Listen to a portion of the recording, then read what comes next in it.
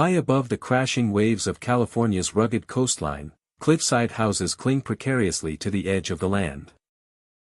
The wind screams through broken windows and rattling doors. Locals whisper about shadows that move against the cliffs, unseen figures that watch from the jagged rocks, and lights that flicker in empty rooms long abandoned. Some houses are more than abandoned, they are cursed.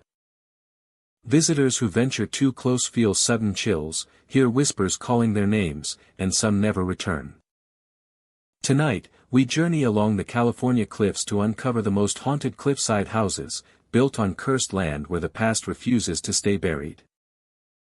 If you could spend a night in one of these houses, would you dare to stay, or would you turn and run while you still could? Hello, my dear friend. I hope you are safe tonight, because what we are about to explore is not for the faint of heart.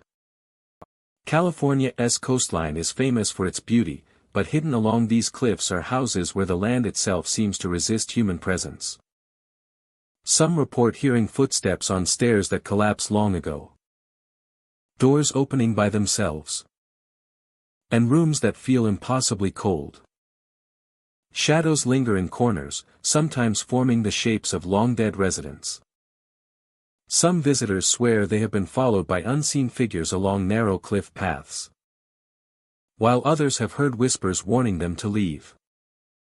The houses themselves seem alive, their foundations imbued with the dark history of the land beneath them. Before we step closer, let me ask you, if you could see a ghostly figure peering at you from a window at the edge of a cliff, would you investigate, or would you retreat into the safety of the night? Take a deep breath, and let us descend into the cursed cliffside houses of California. Widow's Watch House stands perched on the edge of a jagged cliff, its silhouette stark against the restless ocean below. Waves crash with a relentless fury, sending mist and spray high into the night air. The wind carries the scent of salt and decay, and in its gusts, visitors say they can hear the soft sound of weeping, a voice threaded with sorrow and longing. The house itself has been abandoned for decades, yet it retains an undeniable presence, as if the walls remember every moment of grief that once filled its rooms. Travelers who approach the cliff often feel a chill, even on the warmest of days. The path is narrow, lined with crumbling stones and jagged rocks that jut like broken teeth toward the sea. The closer one comes to the house, the more the cries of the widow seem to coalesce, rising and falling with the wind. Some say the sound is so clear that it pierces through even the roar of the waves, calling out to anyone who dares to listen. The architecture of widows. Widow's Watch House adds to its unsettling atmosphere. Its wooden beams sag under the weight of countless storms. Windows gape like hollow eyes staring endlessly at the horizon. And the doors groan when moved by the ocean breeze. At night, when the moonlight strikes the windows at certain angles, figures can be seen moving inside, though no one has lived there for generations. Some visitors swear they have glimpsed the widow herself, a pale figure in dark clothing, standing at the window, her gaze fixed on the rolling sea as if waiting for someone who will never return. Inside the house, the air is heavy with the scent of salt and old timber. Footsteps echo even when the floor is empty. And doors may open or close without warning. The rooms seem to retain fragments of the past. Faded furniture, peeling wallpaper, and portraits clouded by time. It is as though the house itself is alive. A vessel for grief and memory, recording every tear shed and every heartbeat that once echoed within its walls. Those who linger near Widow's Watch House often describe a sense of being watched. The cliff seems to amplify this feeling, the abyss below reflecting both the vastness of the ocean and the depth of sorrow contained within the house. Visitors report hearing the cry of the widow calling their names, a gentle entreaty that cannot be ignored. Some turn away, terrified, while others are drawn closer, compelled to witness the lonely vigil that has endured for decades. The ocean plays its own role in the haunting. Waves pound relentlessly against the cliffs, sending a constant rhythm of sound that blends with the cries from the house. Storms are frequent, and lightning reveals the widow's figure in fleeting glimpses, standing motionless against the windowpanes. Fog rolls in from the water, swallowing the house in a grey shroud. And travelers say the cries become more urgent, more insistent, as if the widow senses their presence in the mist. Legends surround the house and its lone occupant. Some claim the widow lost her husband at sea, swept away by a storm while she waited on the cliff for his return. Others say the grief was so profound that it lingered, binding her spirit to the house, unable to move on even as the world outside changed. The stories are numerous, each carrying its own hint of truth, yet all converging on the same chilling image. A woman, standing vigil, trapped between the living and the dead. Visitors often describe an unsettling sensation of time slipping differently around the house. Moments stretch and contract unpredictably, shadows shift in impossible ways. And shadows shift in impossible ways, and the sound of crying may start and stop without warning. Some have reported hearing whispers of past conversations, fragments of arguments, and laughter. All overlaid with the persistent melancholy of the widow's lament. It is an atmosphere that seems to transcend reality, where the natural laws bend to the memory and emotion embedded in the structure. Even during the day, widow's watch house exerts a quiet influence. The sun glints off the waves, casting eerie patterns across the walls. Windows reflect shapes that vanish upon a second glance. Travelers report sudden chills and the feeling of eyes upon them. The house is never truly silent, and the cries may be replaced by subtle sounds of footsteps in the hallway, the creak of a rocking chair, or the faint brushing of fabric against a floor.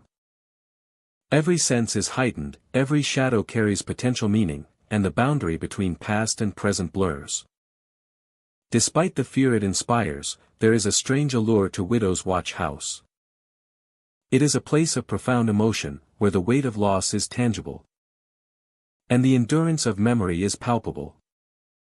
For those who dare to approach, the experience is unforgettable, leaving a mark that lingers long after they have descended the cliff and returned to the world beyond the waves. Widow's Watch House is more than a location, it is a story etched in wood and stone, in wind and water. It is a place where the ocean, the cliff, and the structure itself conspire to preserve a haunting presence. Visitors who brave the path to the edge of the cliff become participants in a silent narrative. Witnesses to sorrow that has endured for decades. Each cry, each shadow, each whisper carries the weight of history. And as the sun sets over the jagged horizon, the house stands resolute, a monument to the widow who watches endlessly. Her vigil unbroken and eternal. Ravenna's perch sits isolated atop a jagged rise, a house weathered by time and shadow. Its silhouette cuts sharply against the sky, and black birds circle above endlessly, their wings cutting the air in slow, deliberate motions. No nest exists nearby, yet the birds never stray far. Their watchful presence a constant reminder that the house is not entirely empty. Travelers who approach speak of a strange tension in the air, as if the house itself breathes and observes. The path leading up to the property is narrow, bordered by gnarled trees that twist unnaturally in the wind. The ground is littered with fallen branches, the remnants of storms long past. Even in calm weather, the trees sway as though moved by unseen forces. And shadows stretch and twist along the path, dancing just beyond the limits of vision. The house seems to exude a pull, drawing visitors closer even as their instincts urge caution. Inside, the air carries a chill that is out of place, lingering in corners and hallways. Travelers report whispering voices that seem to come from nowhere, soft and insistent, speaking in tones both familiar and unsettling. Doors slam suddenly, the force of the wind impossible given the stillness outside. Footsteps echo along the worn wooden floors, following travelers room to room, yet when they turn, the spaces are empty. The house is alive with the remnants of its past, each sound a fragment of history replaying for those who enter. Shadows move along the walls, flickering in ways that defy explanation. Sometimes they form the shapes of people long dead, their outlines sharp and unmistakable in the dim light. Observers have described figures frozen mid-motion, hands outstretched or heads bowed, as if caught between worlds. The atmosphere is heavy, filled with the weight of memory and loss, and the sense that every corner of the house holds a story waiting to be seen. At dusk, the birds gather in greater numbers, circling closer to the house as the light fades. Their calls echo across the rise, harsh and persistent, a chorus that seems to punctuate the whispers inside. Windows reflect the movement of shadows in ways that make it difficult to distinguish reality from illusion. Travelers note the subtle feeling of being watched, a sensation that persists even when the room is empty and the night silent. The upper floors of Raven's Perch hold the oldest traces of its history. The stairways creak under no visible weight. And doorframes bear the marks of long-forgotten hands. Some rooms are frozen in time, furnished as they might have been decades ago, yet the air carries a sense of motion, as though someone still walks through them unseen. Visitors report catching glimpses of figures in the corners of their eyes, vanishing when fully observed. The experience is disorienting, a blend of fear and fascination that lingers long after leaving. Outside, the landscape is sparse and rugged. The rise on which the house stands overlooks fields that seem to stretch endlessly. The horizon blending with a sky perpetually gray. Shadows from the circling birds stretch across the ground, shifting with the setting sun. Travelers often pause at the edge of the rise, sensing that the land itself carries the memory of those who lived and died at Raven's Perch. Whispers drift on the wind, teasing and indistinct, yet impossible to ignore. Many who visit report a profound sense of time bending, moments stretching and folding upon themselves. Clocks inside the house appear to halt, or to move erratically, their hands jumping unpredictably. The air feels thick, almost tactile, and each step taken seems guided by invisible hands. It is a place where reality softens, where the line between the living and the dead becomes porous. And where every shadow and sound holds a secret. Despite the unease, travelers find themselves drawn back to Raven's Perch. The house is a magnet for curiosity, a space where stories converge. And the past whispers through every creaking floorboard and shifting shadow. Those who leave carry the sensation with them, a lingering awareness. That the house remains present in memory, and that the birds above are ever watchful. Guardians of a place that defies explanation. Raven's Perch endures as a testament to the unseen and the forgotten. Its walls hold echoes of lives once lived, its shadows trace the outlines of history, and the black birds that circle endlessly remind all who approach that some places are not meant to be tamed or understood. Each visitor adds to the quiet chorus of whispers, each step along its halls a thread in a tapestry of memory and mystery that stretches far beyond the rise and into the desert beyond. The house remains, patient and silent, an eternal perch. Where the living and the lost meet. Where shadows dance. And voices echo. And where every glance toward the circling birds is a reminder that some mysteries are meant to be witnessed. Cragtop Manor sits perched on the edge of a jagged cliff, where the wind carries the scent of salt and stone from the crashing waves below. The rocks underfoot shift with an almost imperceptible movement, a subtle warning to those who dare approach. Each step feels measured, as if the ground itself is testing the intentions of intruders. The path to the manor is narrow and treacherous, bordered by sheer drops that disappear into mist and shadow. Visitors who make it to the entrance describe a sensation of being watched before they even set foot inside.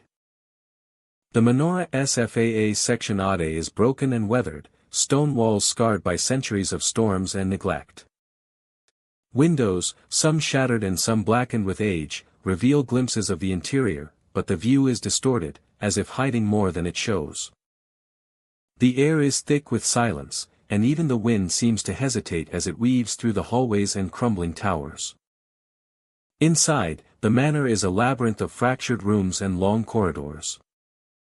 Figures appear at the edges of perception, standing in broken rooms or peering from the darkness of empty hallways. They do not move when approached, only stare, their presence a reminder that the house remembers every visitor, past and present.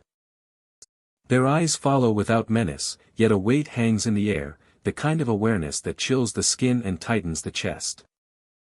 Their presence a reminder that the house remembers every visitor, past and present.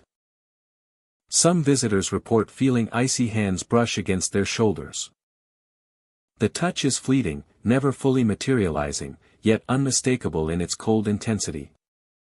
The sensation comes without warning, a ghostly acknowledgement of those who once walked these halls, or perhaps a warning to turn back before venturing too far. The rooms themselves seem to shift over time. Floors slope slightly where none should. Doors open into spaces that appear and vanish. Furniture leans as though moved by unseen hands. Shadows cling to corners and ceilings, curling like smoke yet maintaining shape when observed. Travelers describe a growing awareness that the menorah's layout is not fixed, that every step alters the perception of distance and direction, keeping the visitor uncertain of where they are and what awaits around the next turn. The atmosphere thickens as daylight fades. Sunlight spilling through cracked windows casts uneven patterns across walls and floors, highlighting details that vanish in the next moment. Dust hangs in the air, disturbed by nothing, drifting as though stirred by invisible movement. Sounds carry strangely through the manor. Footsteps echo from rooms that are empty. Doors creak without wind, and the faint whisper of voices rises from the floors above and below. No matter where a visitor goes, the noise follows. Shifting in pitch and direction, impossible to locate. It is a symphony of absence and presence, a reminder that Cragtop Manor is alive in ways the eye cannot always see. At night, the manor's full presence emerges. Figures become more defined, shadows lengthen. And the air grows heavier with each passing hour. Travelers describe a sense of urgency. A compulsion to move, yet every hallway feels longer. Every door further away than it should be. The manor tests patience and perception. Drawing out fear not through violence, but through subtle manipulation of space, time, and expectation. Visitors who remain too long find themselves attuned to the manor in unsettling ways. The cold touch becomes familiar, the shifting shadows predictable, and the echoing footsteps a rhythm to follow or avoid. Some report glimpsing memories in the walls, flickers of people who once lived here, shadows of conversations and daily life preserved in the stones. The manor becomes a witness, its history layered over the present, each visitor briefly woven into the fabric of its past. By dawn, the atmosphere shifts again. Shadows retreat into corners, footsteps fade into silence, and the air lightens. Cragtop Manor returns to its waiting state, the ground steady beneath cautious feet, the cold brush of hands absent, leaving only the lingering impression of presence and history.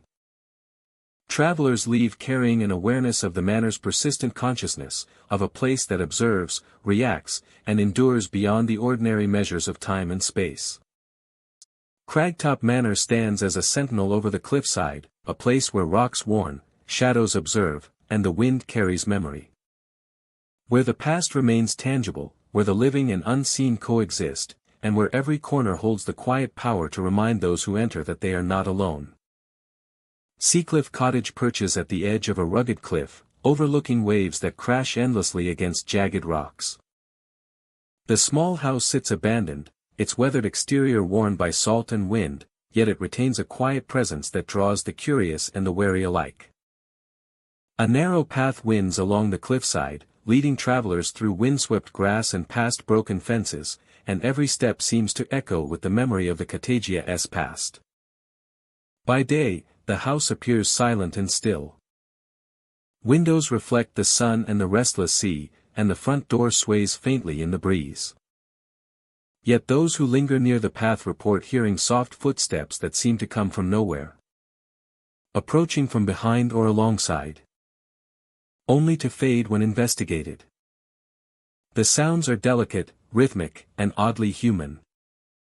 As if someone unseen is walking the length of the path, pacing silently beside the cliffs.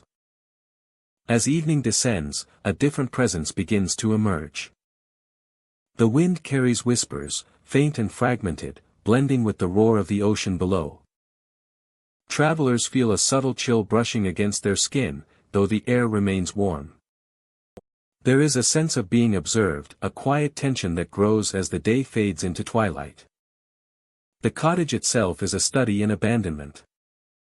The paint peels from wooden walls. The roof sags under years of neglect, and the garden is overgrown with wild grass and thorny shrubs. Yet inside, the house seems to hum with life that no one can see. Visitors report hearing faint creaks of floorboards as if someone has walked through the rooms. Though dust lies thick on the floors and furniture remains untouched. Every door and window seems to hold a secret, a fragment of a story frozen in time. Upstairs, the attic commands particular attention. From the outside, it is just a shadowed space beneath the eaves, yet many have sworn they see glowing eyes behind the small attic window. The eyes appear momentarily, reflecting light that cannot be explained, and vanish before anyone can approach. Some describe the sensation of a gaze following them, a silent presence that watches from the dark, waiting for the unwary. The cliff path itself holds stories as well. Rocks jut from the earth like jagged teeth. And gulls will overhead, their cries echoing across the waves. Travelers often find themselves hesitant to walk too close to the edge, feeling an unseen force pressing them back toward the safer ground. The path seems to stretch longer than it should, twisting subtly, as if the cottage itself manipulates distance and perception to maintain its isolation. At night, the atmosphere intensifies. The moon rises over the ocean, painting the waves in silver and casting the cottage into stark relief against the cliffs. The wind shifts and carries sounds that defy explanation. Faint whispers, sometimes urgent, sometimes soft and mournful, drift along the path and through the open spaces of the house. Travelers report feelings of being followed, footsteps behind them on the wooden boards, the sensation of a presence brushing past, yet no one is ever there. Some explorers are drawn to the attic, compelled by curiosity despite the warnings. Inside, shadows cling to every corner, and the air is cooler, heavier. The glowing eyes sometimes reappear, fleeting and elusive, hinting at a consciousness that lingers after those who once lived in the house have gone. The attic holds objects scattered as if abandoned in a hurry, yet untouched by hands for decades. Every beam and rafter seems to carry the weight of unseen memories, of events that the cliffs have kept hidden. Stories surrounding Seacliff Cottage are as shifting as the tide. Locals speak of a mysterious disappearance, an incident so sudden that it left the house empty and silent, yet marked with traces of life that still linger. Theories abound, yet no one knows for certain what occurred, and the cottage remains a silent witness to its own history. Visitors feel the weight of this uncertainty as they navigate the narrow path, climb the creaking stairs, and stand in quiet contemplation of the waves below. The allure of Seacliff Cottage is undeniable. Its combination of isolation, natural beauty, and subtle supernatural activity creates a setting both haunting and mesmerizing.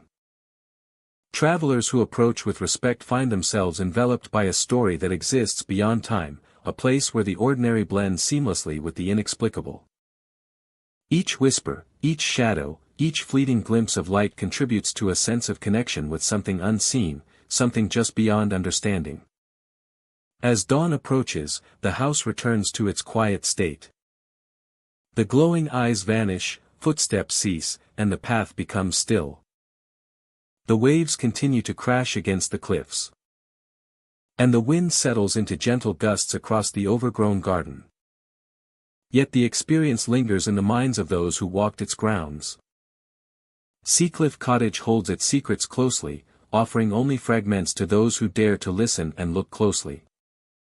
Seacliff Cottage remains perched at the cliff edge, a silent sentinel of the past and present.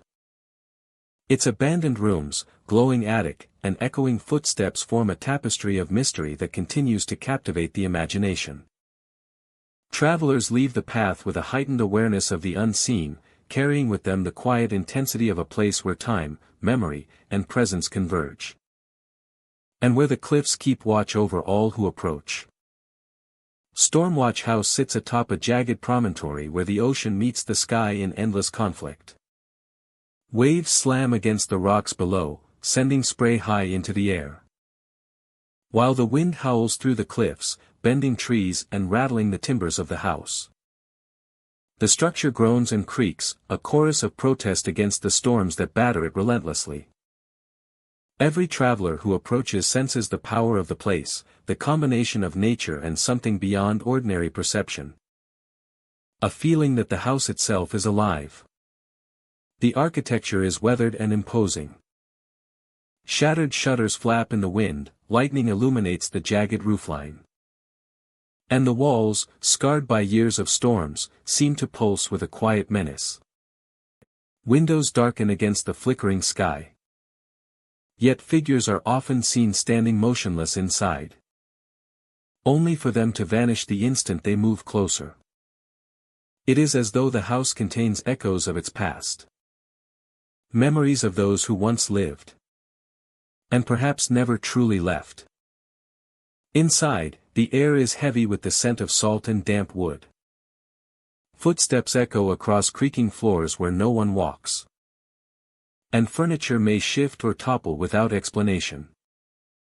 Candles sometimes ignite on their own, flickering with a sudden intensity before dying again. Guests who brave the house during a storm often feel unseen eyes upon them. A presence that moves through the rooms as if observing. Waiting for the perfect moment to reveal itself. The storms themselves play a role in the haunting. Thunder rumbles like distant drums, the wind screams through broken eaves. Thunder rumbles like distant drums, the wind screams through broken eaves, and lightning illuminates rooms for a heartbeat at a time.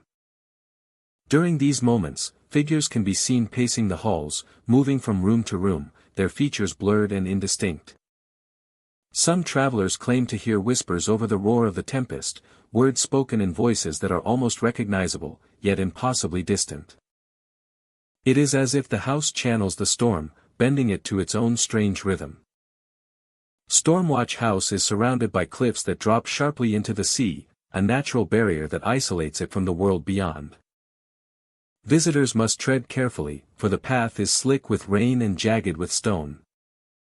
Travelers speak of doors closing behind them with violent force, of chairs sliding across floors, and of cold drafts that cut through even the thickest clothing. The house seems to respond to intrusion, to react to the presence of living beings with a will of its own. Legends tell of the house's origin during a time when sailors sought refuge from the worst of the coastal storms. Some say the first occupants vanished mysteriously during a hurricane, their spirits merging with the very fabric of the building.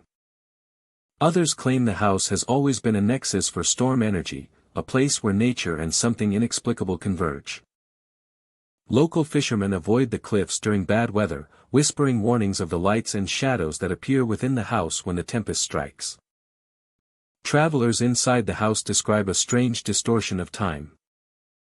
Minutes may stretch into hours, and lightning seems to freeze moments in place, revealing details invisible in normal light.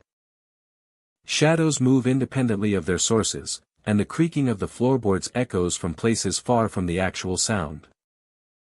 Some have reported seeing objects float briefly before settling again, a defiance of gravity that defies explanation.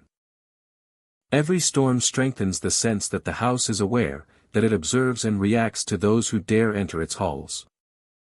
Despite its reputation, Stormwatch House draws curiosity and daring alike.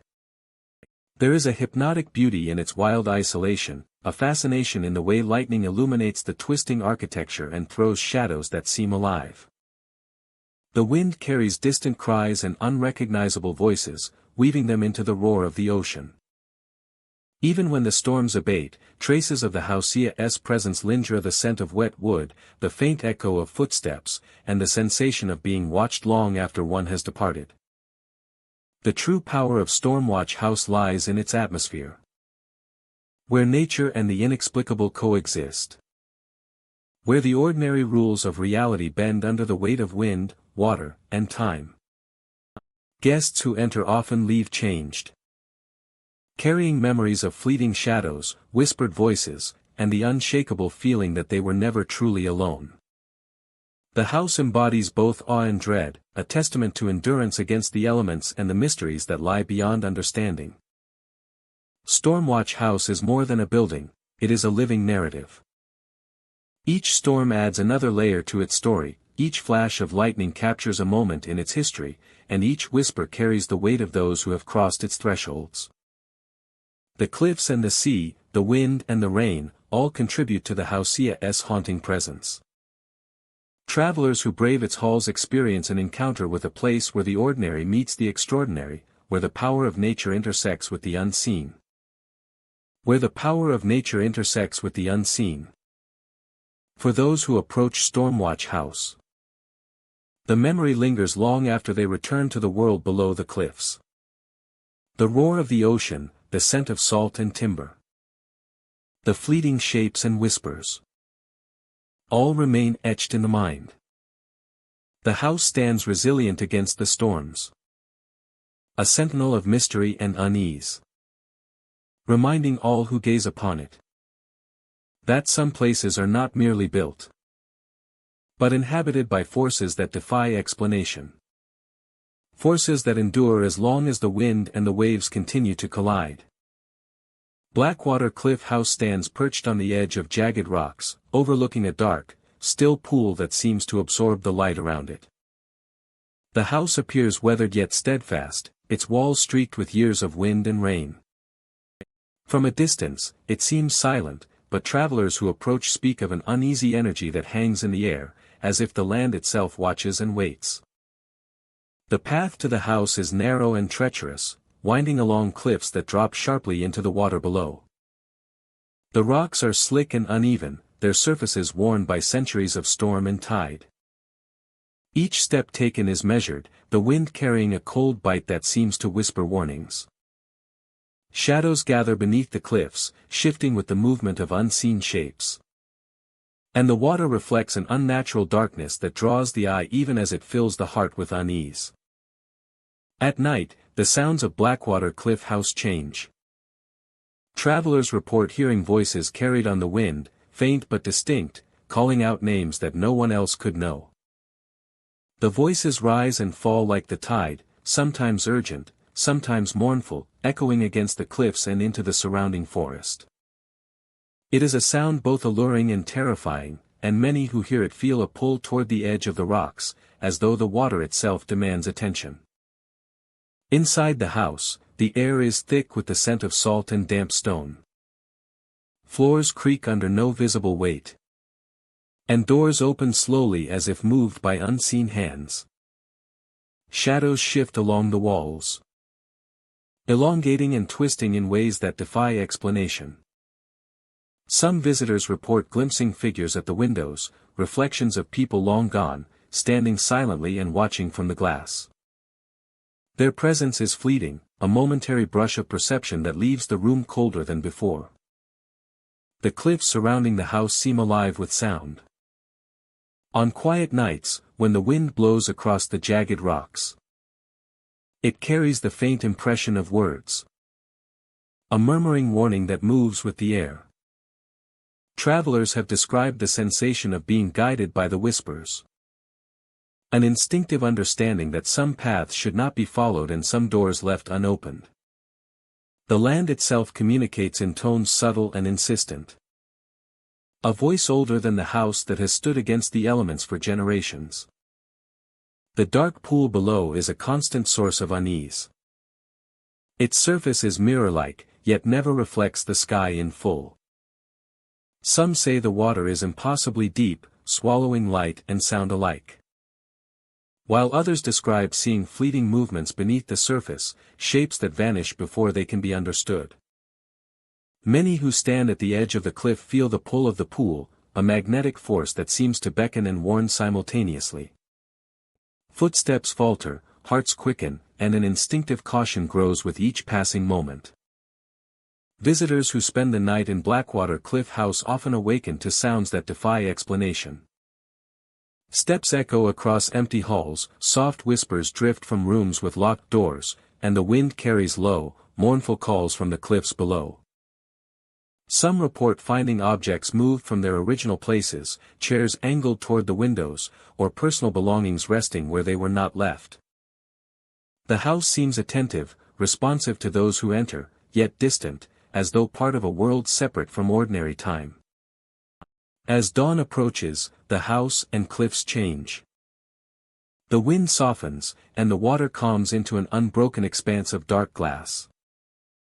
Yet the memory of the night remains, a lingering awareness of the unseen and the unheard. That the cliffs and the house are alive in ways that cannot be measured. That every whisper and shadow is a piece of a story older than memory. A cautionary presence that watches and waits patiently. Travelers leave with a sense that the cliffs and the house are alive in ways that cannot be measured, that every whisper and shadow is a piece of a story older than memory, a cautionary presence that watches and waits patiently. Blackwater Cliff House endures as a place suspended between the natural and the inexplicable. Its walls hold echoes of those who came before, its cliffs speak in voices carried by the wind. And the dark pool below reflects more than just the sky. Each visitor who approaches adds a chapter to its unseen history, stepping into a space where time, perception, and reality seem to shift. And where the cliffs themselves remind all who come near that some places are both beautiful and forbidding. Drawing the curious and the unwary alike to the edge of understanding. Even when empty, Blackwater Cliff House commands attention. The whispers, the shadows, the shifting aura all combine into an atmosphere that is impossible to ignore. Travelers leave changed, carrying the weight of its mysteries, the call of the cliffs echoing in their minds, and a quiet certainty that the house will remain, watching over the dark pool, patient and eternal.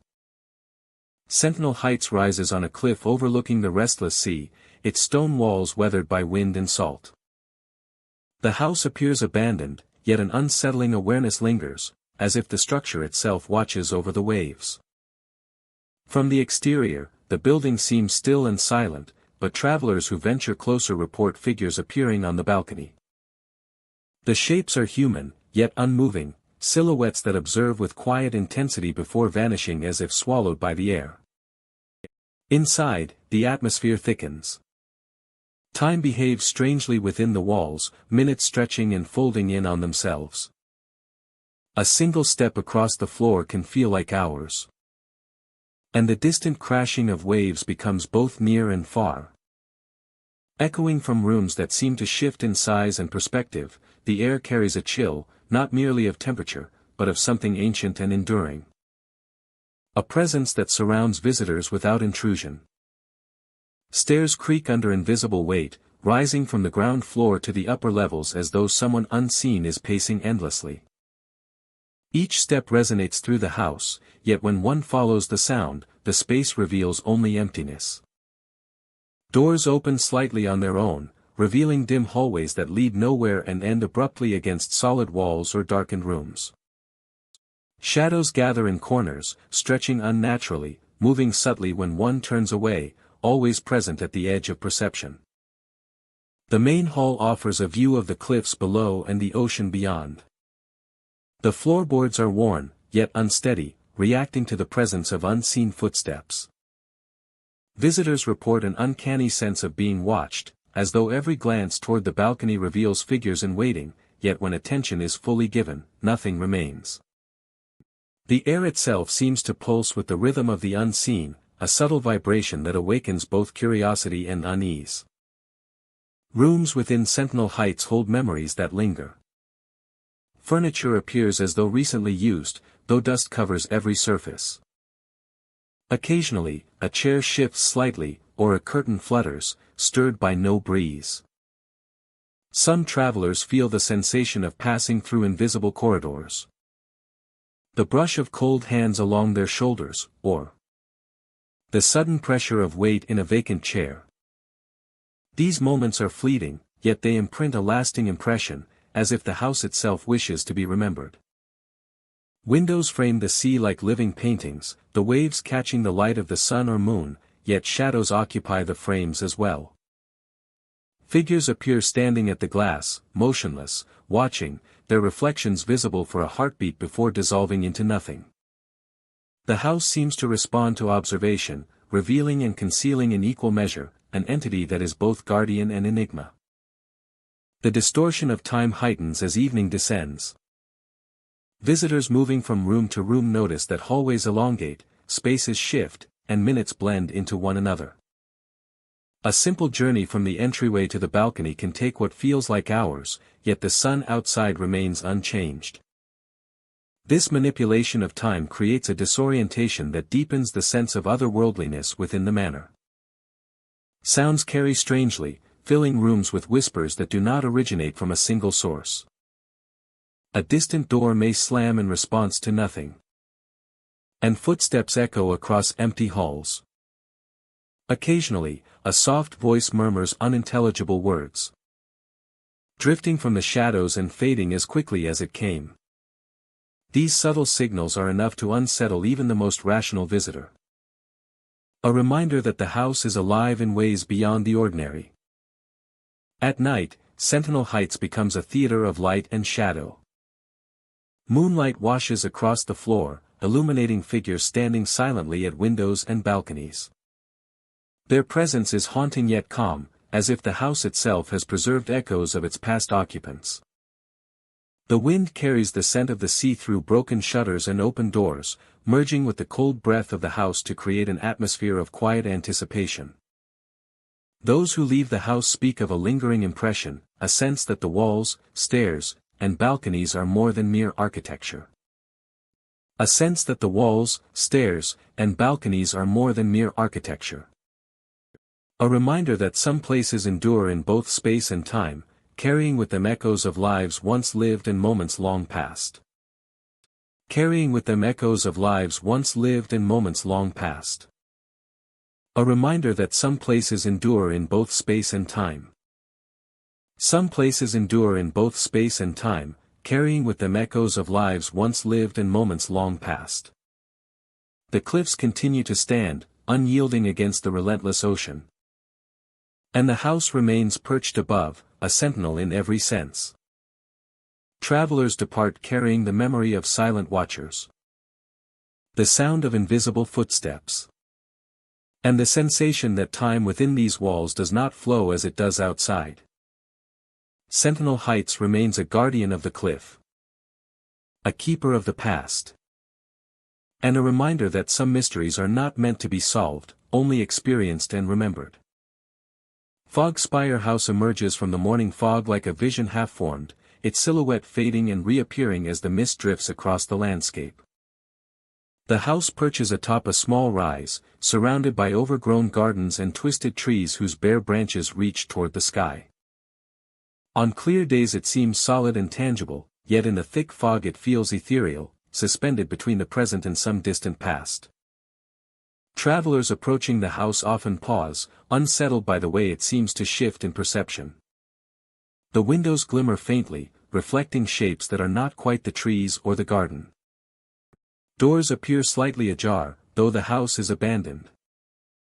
And a faint scent of old wood and damp earth clings to the air.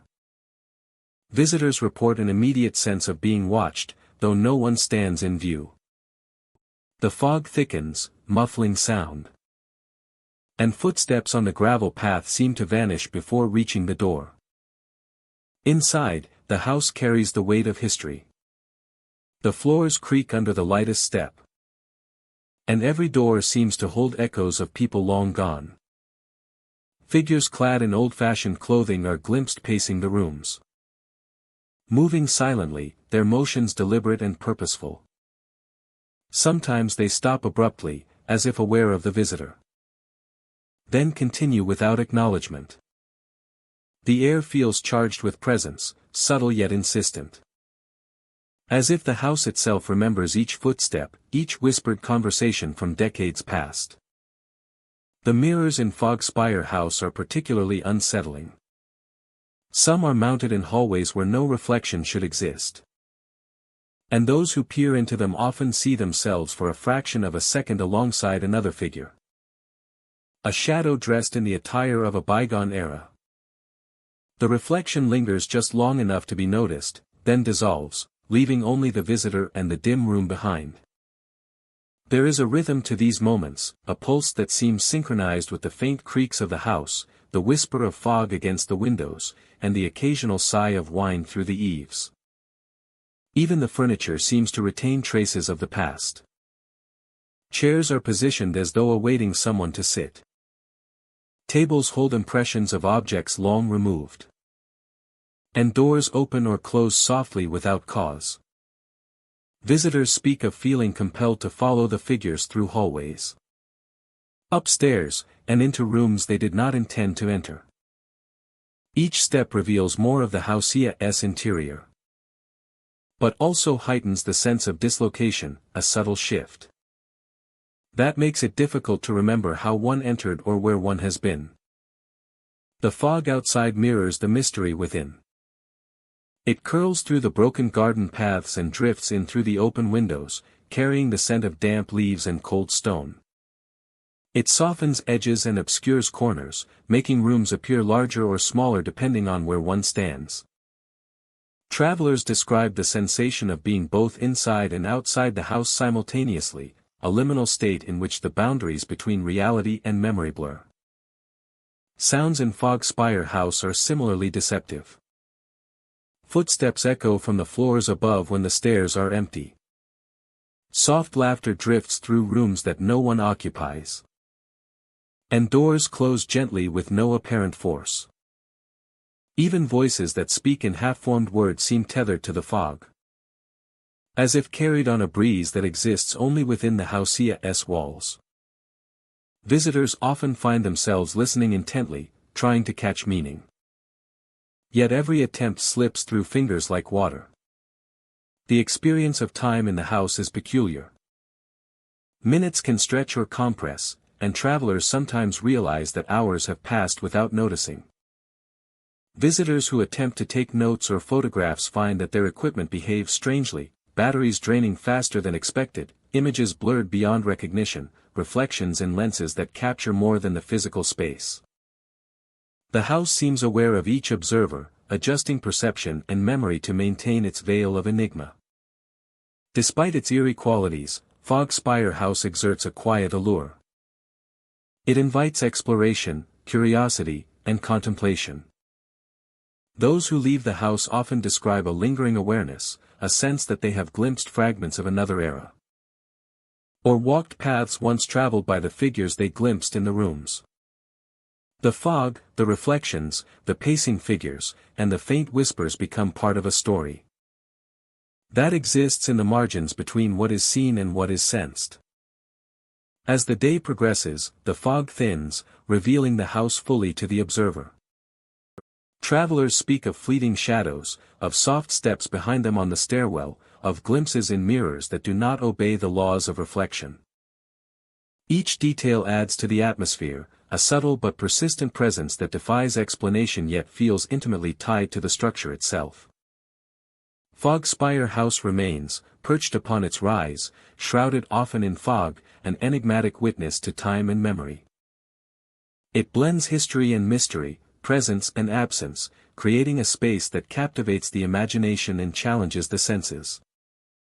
Every visitor departs carrying impressions that cannot be fully articulated, the echo of footsteps that were never theirs, the fleeting images in mirrors that should not exist, and the haunting knowledge that some part of the house remains aware of all who enter. The house waits silently in the fog, patient and immutable. Its rooms, its mirrors, its pacing figures, and the whispers lingering in the air, all combine to form an experience that transcends the ordinary. Fog Spire House is not merely a building, but a living memory. A place where the past persists alongside the present. And where those who step inside become part of a story that continues to unfold. Hidden in the mist. Deadman's Bluff rises abruptly above the jagged coastline, a structure etched against the sky as if daring the wind to challenge it. The cliff plunges sharply into the dark waters below, waves smashing against the rocks with relentless force. From a distance, the house appears still and silent, yet those who approach sense a tension in the air, an energy that thrums with the memory of tragedy. Locals speak in hushed tones of the accidents that gave the bluff its name, of travelers lost to missteps and misfortune, and of the lingering echoes of their final moments. The architecture of the house is austere and weathered. Its stone walls, worn by decades of storms, bear cracks like veins carrying untold stories. Windows, clouded with age, reflect shapes that do not belong. And the front door, scarred and swollen from the elements, seems almost to breathe with the rhythm of the wind. At night, the bluff becomes a stage where shadows move in impossible ways. Figures appear at the cliff's edge, barely visible in the dim light, and vanish when anyone dares to look directly. Travelers who have ventured near Deadman's Bluff speak of the sound of screams carried on the wind. They are not consistent in origin, sometimes rising from the depths below, sometimes echoing from the house itself. The wind shapes them into forms that stir the imagination, and even the most rational visitor cannot deny a chill that runs deeper than the cold sea air. Doors creak open as if guided by invisible hands, and the floorboards respond with groans when footsteps seem to fall where no one walks. The cliffs themselves seem to pulse with the history of the bluff. Stones shift subtly beneath Oni's feet, though nothing is seen to move. Travelers report sudden drops in temperature, an icy presence that flows through the house and along the cliffside. At times, fleeting glimpses of figures in dark clothing appear along the precipice, standing perfectly still against the roaring waves, only to vanish when approached. It is as if the bluff itself guards the memory of those who have fallen, replaying their final acts in quiet, spectral ritual. Inside, the house is heavy with the scent of salt and damp wood. The air feels thick, almost tangible, as if it carries whispers of the past. Furniture is arranged strangely at times, not where it was left, and objects occasionally shift or fall without explanation. Some visitors have described hearing the echo of footsteps pacing in empty hallways, or the soft murmur of voices that seem almost familiar, but vanish when one turns to face them. Each storm brings a heightened sense of presence, the combination of natural sound and unseen movement weaving a tapestry of unease. The history of Deadman's Bluff is as dark as its present. Legends tell of travelers who ignored warnings and wandered too close to the cliff's edge, vanishing in the darkness. Others speak of accidents within the house itself, fires, sudden falls, and inexplicable injuries. These events, whether real or amplified by time, have left an imprint that manifests in shadows, sounds, and sudden chills. Even in daylight, the bluff holds an uncanny stillness, a weight of expectation that something unseen watches every approach. Storms amplify the bluff's presence. Rain lashes the windows, wind rattles the shutters, and lightning illuminates the cliff in stark, fleeting detail. It is during these moments that the figures seem most tangible, glimpsed in flashes of brilliance, frozen against the elements. Visitors report feeling as though the house and cliff are aware of their every movement, responding to curiosity with subtle gestures: a draft, a creak, a fleeting shadow crossing the room. Time itself seems to bend, minutes stretch, and the horizon feels farther away than it should. Those who linger on Deadman's Bluff often find it impossible to shake the sensation of being followed. Even after retreating down the cliffside path, the house remains in the mind's eye, its presence lingering in the peripheral vision. Some swear that at dusk, the figures reappear along the rocks, staring across the sea as if they never left. Others claim the screams rise again in the dead of night, drifting inland with the wind, reminding all who listen that the bluff's tragedies are never truly gone. The bluff's power is subtle but relentless. It is not only the house that holds attention, but the land itself of the cliffs, the rocks, the roaring waves below. A combination of awe and dread that heightens the senses and blurs the line between reality and something beyond. And the air seems charged with energy, a constant reminder that this place is not ordinary, that the weight of history lingers in every stone and gust of wind. Dead Man's Bluff is a place of memory, of accident, and of warning. Its presence endures through storms and calm, through night and day. Every shadow, every whisper, and every unexplained movement is a testament to its storied past. The cliffside and the house are intertwined, guardians of a narrative written in loss and preserved in mystery. Those who approach may leave unharmed, yet the sense of being watched, of standing on the edge between the living and the unseen, remains indelibly imprinted on the mind. For travelers who pass by or venture near, Dead Man's Bluff offers both fascination and caution. It is a place where nature and memory converge. Where the wind carries more than the scent of salt. Where shadows linger in the periphery and the cliff holds secrets that defy explanation. Every step along the path. Every glance toward the house.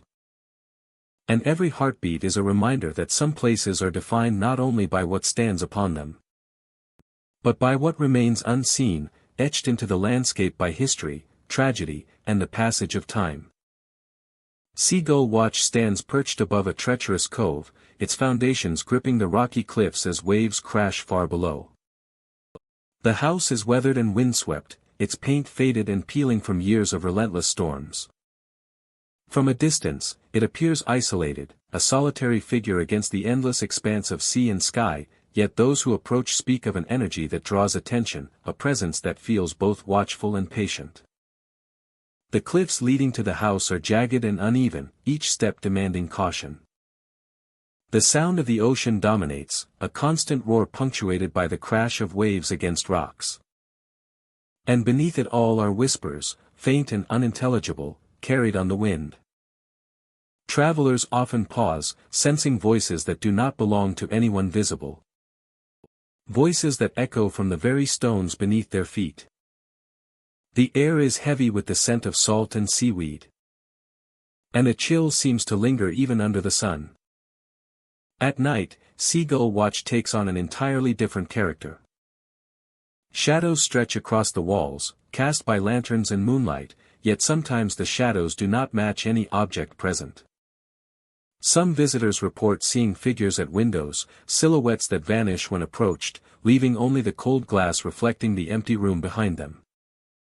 The effect is fleeting but unforgettable, a moment where reality and perception feel thin and fragile. Inside the house, the atmosphere is thick with history and quiet anticipation. Doors open and close with subtle resistance, and wind finds its way through cracks in the walls, carrying the faint scent of the ocean deep into the interior. The whispers seem to follow, drifting through the halls, sometimes urgent, sometimes mournful, echoing like fragments of conversations long forgotten. The cove itself holds its own mysteries. Rocks jut from the water in sharp, unforgiving patterns. And the waves move with a rhythm that seems both natural and deliberate. On quiet nights, when the moonlight glints off the wet stones, travelers report hearing low voices carried from the rocks below. Whispers that call to the curiosity of those who stand at the edge of the cliffs. The sounds are impossible to locate, originating from no visible source. Yet they stir a deep sense of unease. Guests who stay overnight in Seagull Watch often awaken to subtle disturbances. Chairs may be shifted slightly from where they were left, objects repositioned with no explanation, and the ever-present whispers intensify during the darkest hours. Some describe catching glimpses of movement along the cliffside windows, fleeting forms that appear just at the edge of vision before vanishing completely. The feeling is one of observation, as though the house itself and the surrounding cliffs are aware of every presence, recording and responding silently. The isolation of Seagull Watch adds to its intrigue. The road leading to the cliffs is narrow and winding, flanked by dense scrub and jagged rocks. The wind carries a mixture of ocean spray and something more difficult to identify, a faint suggestion of the lives and stories that have passed through this place. Time seems to slow in the presence of the house, each sound amplified, each shadow more pronounced. Until visitors feel both a part of the landscape and painfully separate from it. Even during daylight, the house commands attention. Its windows, framed by weathered wood, seem to hold figures in stillness. Shadows that shift imperceptibly when viewed from different angles. The cliffs below reflect the sunlight in dazzling patterns, yet the water retains an almost unnatural darkness in its depths. Many who approach the edge report a sensation of being watched, a quiet pressure that demands respect for the power of the land and the history it keeps hidden. Seagull Watch endures as a sentinel over the cove. A place where natural beauty and unexplainable phenomena intertwine. The waves, the wind, the cliffs, and the house itself combine into an atmosphere of suspense and fascination. Every visitor leaves with memories of whispers in the air, shadows at windows, and a sense that some stories are preserved not in books, but in the very stones, the water, and the air around the cliffs. The house remains constant against the passage of time, weathering storms and seasons, its presence both reassuring and unsettling. Travelers who linger too long feel the weight of its gaze, the pull of the cove, and the persistent echo of voices that seem to belong neither to the past nor the present. Travelers who linger too long feel the weight of its gaze, the pull of the cove, and the persistent echo of voices that seem to belong neither to the past nor the present. Travelers who linger too long feel the weight of its gaze, the pull of the cove, and the persistent echo of voices that seem to belong neither to the past nor the present. Seagull Watch is a place suspended between worlds, a space where nature, history, and mystery converge in a silent, compelling harmony. Even when empty, the cliffs and the house speak in their own language. The waves crash, the wind sighs through the corners. And the shadows move with an intelligence that cannot be measured. Every sound, every movement, is part of the story of Seagull Watch. A narrative written in whispers, reflections, and the vigilant gaze of a house that has watched over the treacherous cove for generations. Moonlit Cliff House stands perched on jagged rocks above the restless ocean. From a distance, the house appears still, abandoned, yet those who approach notice a subtle flicker of light through the windows. The glow is intermittent, almost as if the rooms themselves breathe with a rhythm of their own, revealing movement where none should exist. The path to the house winds along a narrow cliffside trail, each step accompanied by the distant crash of waves against stone. Travelers report an uncanny sense of being watched, as though unseen eyes follow their every motion. The wind carries the scent of salt and something older, a faint trace of a presence that has lingered for decades. Inside, the house feels alive despite its emptiness. Cold drafts sweep down hallways, brushing against skin and tugging at clothing. The chill is sudden, sometimes freezing the air around a single person, and yet it does not emanate from any visible source. Rooms that should be dark are occasionally lit by a faint, silvery glow, revealing furniture draped in dust and shadows that bend in impossible ways. Balconies that overlook the ocean seem to draw the gaze outward. Figures appear, always in motionless poses, staring at the moonlit waves. They vanish when approached, leaving behind only the imprint of cold air and the echo of footsteps that never existed. Sometimes a window will reflect the faint outline of a figure, yet turning to look reveals only the empty railing and the swaying shadows of the night. The atmosphere inside the house is heavy with a sense of anticipation. Doors creak as if opening to welcome someone, yet no one passes through them. Floorboards moan under invisible weight, and the occasional slam of a shutter punctuates the stillness. Travelers report a feeling of being guided through the hallways, subtly drawn from one room to another by unseen forces, the sequence of steps both deliberate and disorienting. Time behaves strangely within Moonlit Cliff House. Minutes stretch and compress, moments elongate in ways that defy natural measurement. Clocks, where they exist, refuse to maintain consistency, their hands halting abruptly or spinning erratically. The sensation of time slipping creates an otherworldly tension, a feeling that the house exists in a plane where past, present, and future fold into one another. The ocean outside mirrors the house's mood. Waves glow with a pale luminescence under the moon, and the cliffs cast long, shifting shadows that seem almost sentient. The sound of the sea blends with whispered murmurs within the house. The sound of the sea blends with whispered murmurs within the house, voices too faint to understand yet persistent enough to unsettle. Occasionally, the whispers take the shape of names, drawing the attention of visitors who find themselves searching for speakers that are not there. Occasionally, the whispers take the shape of names, drawing the attention of visitors who find themselves searching for speakers that are not there. Some travelers describe encounters that defy conventional explanation. A sudden brush against a shoulder when no one is near, the sensation of weight pressing lightly against a chair. Or the sensation of weight pressing lightly against a chair, or the fleeting glimpse of a figure disappearing through a wall. These experiences are never threatening, yet they carry a profound intensity, a reminder that the house is inhabited by presences that have chosen to remain unseen. These experiences are never threatening, yet they carry a profound intensity, a reminder that the house is inhabited by presences that have chosen to remain unseen. Moonlight streams through broken panes and casts shifting patterns across the walls. Shadows gather and disperse, forming shapes that suggest motion, yet never solidify. The interplay of light and dark heightens the sense of mystery, creating a cinematic tableau that captivates the eye and unsettles the mind. Each room reveals something new, a fleeting hint of life or memory that dissolves upon closer inspection. A fleeting hint of life or memory that dissolves upon closer inspection.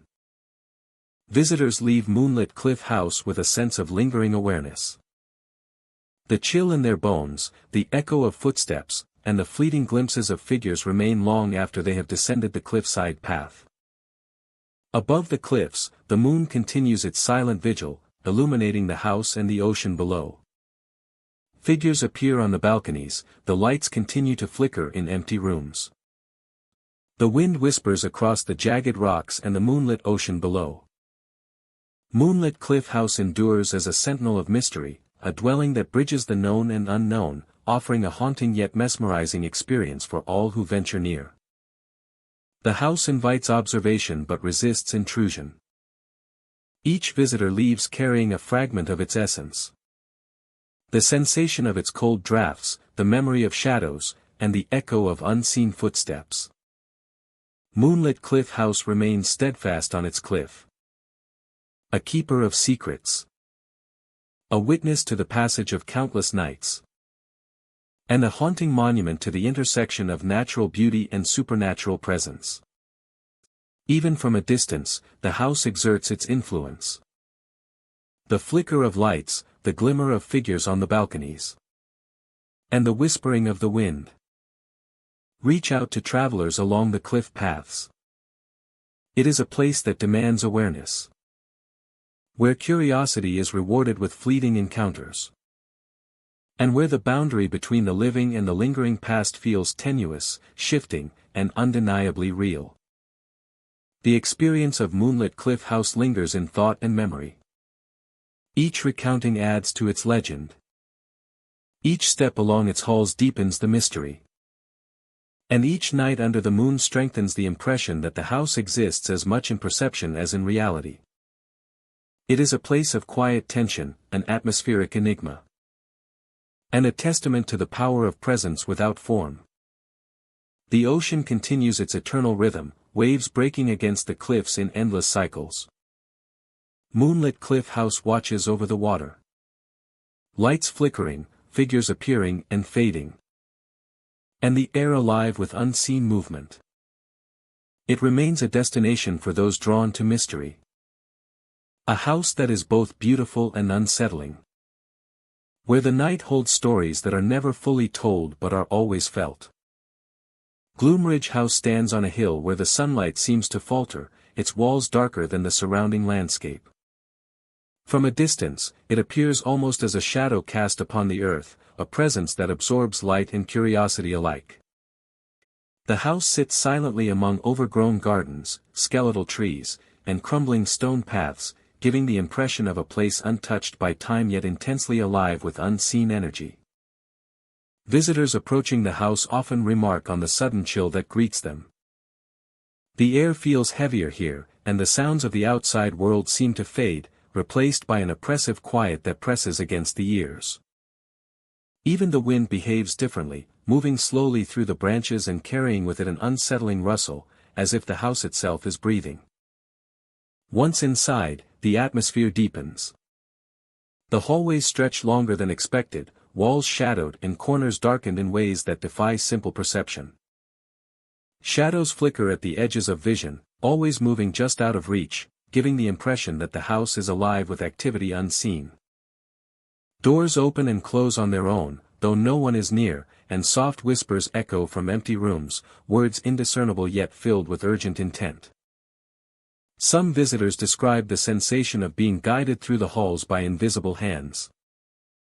A light brush against an arm, a gentle nudge at the shoulder, or the faint pressure of something unseen on the back directs movement. As if the house itself knows where each person should go. The effect is subtle yet unmistakable, creating a feeling of being both welcome and watched. The furniture in Gloomridge House holds echoes of the past.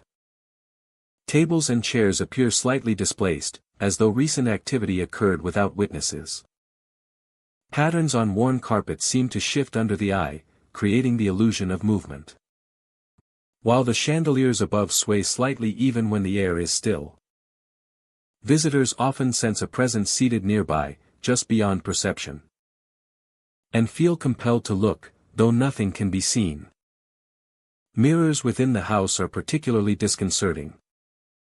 They reflect more than the immediate surroundings, sometimes showing hallways that do not exist or figures standing in rooms long abandoned. Reflections flicker like candlelight, revealing glimpses of the past or perhaps visions of something that exists only within the house's walls. Those who stare for too long report a growing unease, the impression that the mirrors are watching as much as they are being watched. Light itself behaves strangely in Gloomridge House. Sunlight entering through windows seems muted, failing to illuminate the rooms fully. Shadows remain deeper and longer than they should, stretching unnaturally across walls and floors. Even on bright afternoons, corners appear permanently dim, as if the house preserves a constant twilight. The effect is both captivating and disorienting, drawing visitors further into the enigmatic atmosphere. Sounds are amplified and distorted. Footsteps echo from above when the stairs are empty. Whispers travel down long corridors. Distant doors creak as if opening in response to thought. The visitor's own movements often seem to precede them. The floorboards responding to presence with subtle groans or shifts. The overall effect is one of being immersed in a world slightly askew. A place where perception and reality intertwine in ways that challenge understanding. The history of Gloomridge House seeps through its structure. Each room carries the weight of memory, from faded wallpaper and peeling paint to worn floorboards and cracked ceilings. Guests frequently remark on sudden flashes of recognition, a sense that they have seen or experienced something here before, though they know they have not. Visitors often leave with lingering impressions rather than concrete memories. The shadows they glimpsed, the whispers they heard, and the guidance they felt from unseen hands remain vivid. While the physical details of rooms and hallways blur. Gloomridge House does not simply occupy space, it interacts with those who enter, leaving a mark on perception and memory that persists well beyond departure. Outside, the house continues to dominate the landscape. Its darkened walls and overgrown surroundings form a silhouette against the sky, a reminder that the house is always present, observing, and waiting. Travelers who glance back often sense movement in the windows or fleeting figures at the edge of sight, though no one is there when they turn. The effect is subtle, almost imperceptible, yet undeniable. Gloomridge House is not merely a building, it is a living, breathing entity that engages with all who step within its shadowed halls. It blends history, mystery, and unseen presence into an experience that transcends ordinary understanding. Each room, hallway, shadow, and whisper contributes to an atmosphere that captivates, unnerves, and enthralls. Those who visit leave carrying fragments of the house's essence, aware that something of Gloomridge House lingers with them, shaping perception and memory long after they have gone. The house remains, absorbing light, bending sound, and preserving its secrets. Its walls contain centuries of experience, its shadows conceal more than can be seen. And its whispers speak to those who listen closely. Gloomridge House is a place where reality and the unseen converge, an enigmatic presence. An enigmatic presence that challenges comprehension while inviting exploration. Cursed Horizon House perches on the very edge of a sheer cliff, its foundation pressed against the rocks as if clinging desperately to the earth. From a distance, the house seems small and fragile, yet its presence dominates the horizon. Waves crash violently below, sending plumes of salt spray high into the air, and the wind carries the sharp scent of the ocean mixed with something older, something intangible. Travelers speak of the house with a mixture of awe and fear, drawn by curiosity yet warned by stories of disappearances that have plagued the cliffside for decades. The architecture is both elegant and unsettling. As if the structure itself were alive and aware of every movement around it. Inside, the air carries a chill that cannot be accounted for by the coastal wind alone. Soft sounds drift through the hallways at night, sometimes resembling crying or faint whispers. These noises are inconsistent and elusive, vanishing when one approaches, leaving only the echo of what might have been heard. Footsteps sometimes follow, slow and deliberate, crossing rooms where no one walks. Furniture occasionally shifts or tilts slightly, and objects left in one place are later discovered elsewhere. Every detail in the house suggests both life and absence, presence and loss, intertwining in ways that defy explanation. The cliff below holds its own warnings. Travelers have reported seeing figures climbing the rocks, clinging to the sheer face as if trying to escape or reach the house. These figures are always distant and shadowed, their features obscured by the spray of the waves and the failing light. When approached, they vanish, leaving nothing behind but an eerie imprint in the mind. The cliffside seems alive with memory, replaying moments of tragedy over and over for anyone who dares to watch. Even the rocks seem to shift subtly when not observed, creating an unsettling sense of motion that cannot be explained. Storms intensify the house's presence. Rain lashes against the windows, wind rattles shutters. And the sound of waves is amplified into a roar that fills the halls. During these moments, figures are often seen in the periphery of vision. Fleeting and distorted by lightning flashes. Guests describe the sensation of being followed. Of an awareness that exists just beyond the limits of sight. Shadows stretch and twist along the walls, sometimes forming shapes reminiscent of human movement. And the house seems to breathe along with the storm, groaning and creaking in time with the wind. Even in calm weather, the cliffside retains a sense of foreboding. Travelers walking near the house describe sudden chills, moments when the air grows heavy and time seems to stretch. The horizon feels distorted, the sea and sky blending in ways that defy perception. From this vantage, the edge of the world feels dangerously close, and the mind senses the proximity of danger before the body does. Some have claimed that the house itself calls to them, an unspoken invitation that is impossible to resist despite the warnings. Disappearances have marked the history of Cursed Horizon House. Stories speak of visitors who ventured too close to the edge, or who lingered inside too long, and were never seen again. Others recount friends and family who left for a short walk and returned changed, pale, silent, and haunted. The line between reality and something beyond is thin here, and the house seems to manipulate perception, creating moments that stretch or collapse time. Cliffs that seem safe one moment feel treacherous the next, and pathways shift subtly as though the terrain itself responds to the presence of those who approach. Nightfall brings the most intense experiences. The moonlight casts the house and cliff into sharp relief, and shadows twist across every surface. Figures are seen moving along the edges, disappearing into the darkness when attention is focused. The sound of crying grows clearer, carried on the wind from multiple directions at once, and the sensation of being watched becomes almost unbearable. Those who linger too long report an unsettling loss of awareness, a feeling that hours have passed while only moments seem to elapse. Those who linger too long report an unsettling loss of awareness, a feeling that hours have passed while only moments seem to elapse. The house and cliff are inextricably linked to these distortions, creating a world where perception is unreliable, and the boundary between the living and the missing blurs. For those who brave cursed Horizon House, the experience is unforgettable. Every glance toward the cliff, every shadow in a hallway, and every faint sound carries weight, urging respect and caution. The house is more than a building, it is a presence that records the tragedies of the past and projects them into the present. Visitors leave with a heightened awareness of the landscape, a sense of unseen observers, and a story that cannot fully be explained. Cursed Horizon House stands as a reminder of the power of place, of history etched into stone and wood, and of the fragile boundary between the living world and the unknown. Of history etched into stone and wood, and of the fragile boundary between the living world and the unknown. And of the fragile boundary between the living world and the unknown. Each step taken near the edge, each sound caught in the wind, and each figure glimpsed at the periphery reminds all who approach that some places are haunted not only by events that occurred, but by the possibilities of what remains unseen.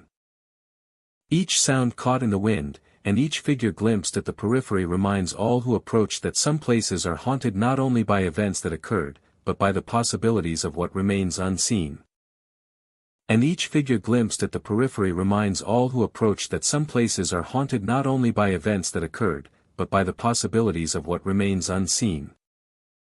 Reminds all who approach that some places are haunted not only by events that occurred, but by the possibilities of what remains unseen. That some places are haunted not only by events that occurred, but by the possibilities of what remains unseen. Not only by events that occurred, but by the possibilities of what remains unseen.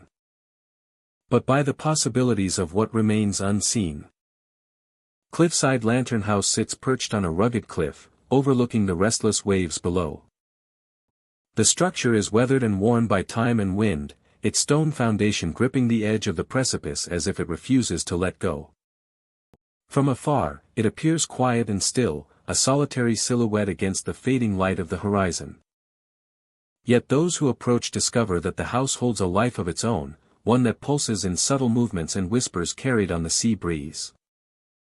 As night falls, the old lanterns lining the hallways ignite without explanation, casting a warm, flickering glow across the rooms. There is no electricity to power them, yet the light spreads steadily, revealing polished wooden floors and walls adorned with age-darkened portraits. Travelers speak of the soft illumination stretching across spaces that seem empty.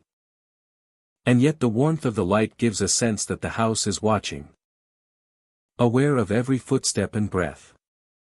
Within the hallways, travelers hear footsteps echoing softly, deliberate and measured, as though someone walks just ahead of them, though no figure is visible. Stairs creak under an invisible weight, boards groaning as if responding to a presence unseen. The sounds are fleeting but persistent, creating a rhythm that threads through the silence, punctuating the stillness of the night. Occasionally, a shadow appears, silhouetted against the lantern light, dissolving the moment a visitor looks directly toward it. The effect is both unsettling and captivating, a reminder that the house maintains its own quiet vigilance. The interior of Cliffside Lantern House is a blend of antiquity and mystery. Wooden beams stretch across the ceilings, darkened with age and history, and the furniture bears the faint imprint of past occupants. Guests describe a feeling of being observed, of unseen eyes following their movements, yet never confronting them directly. The lanterns illuminate these spaces with a gentle insistence, revealing traces of life that seem suspended in time. Outside, the cliff drops sharply into the churning ocean below. The waves crash against jagged rocks, sending sprays of foam high into the air. The wind carries the sound of the sea through the open windows and gaps in the walls, mingling with the soft creaks and whispers within. Visitors report a strange harmony between the sounds of nature and the unexplained activity indoors, a rhythm that suggests the house and the environment are intertwined, each responding to the other in quiet, deliberate movements. The experience of spending the night in Cliffside Lantern House is unlike any other.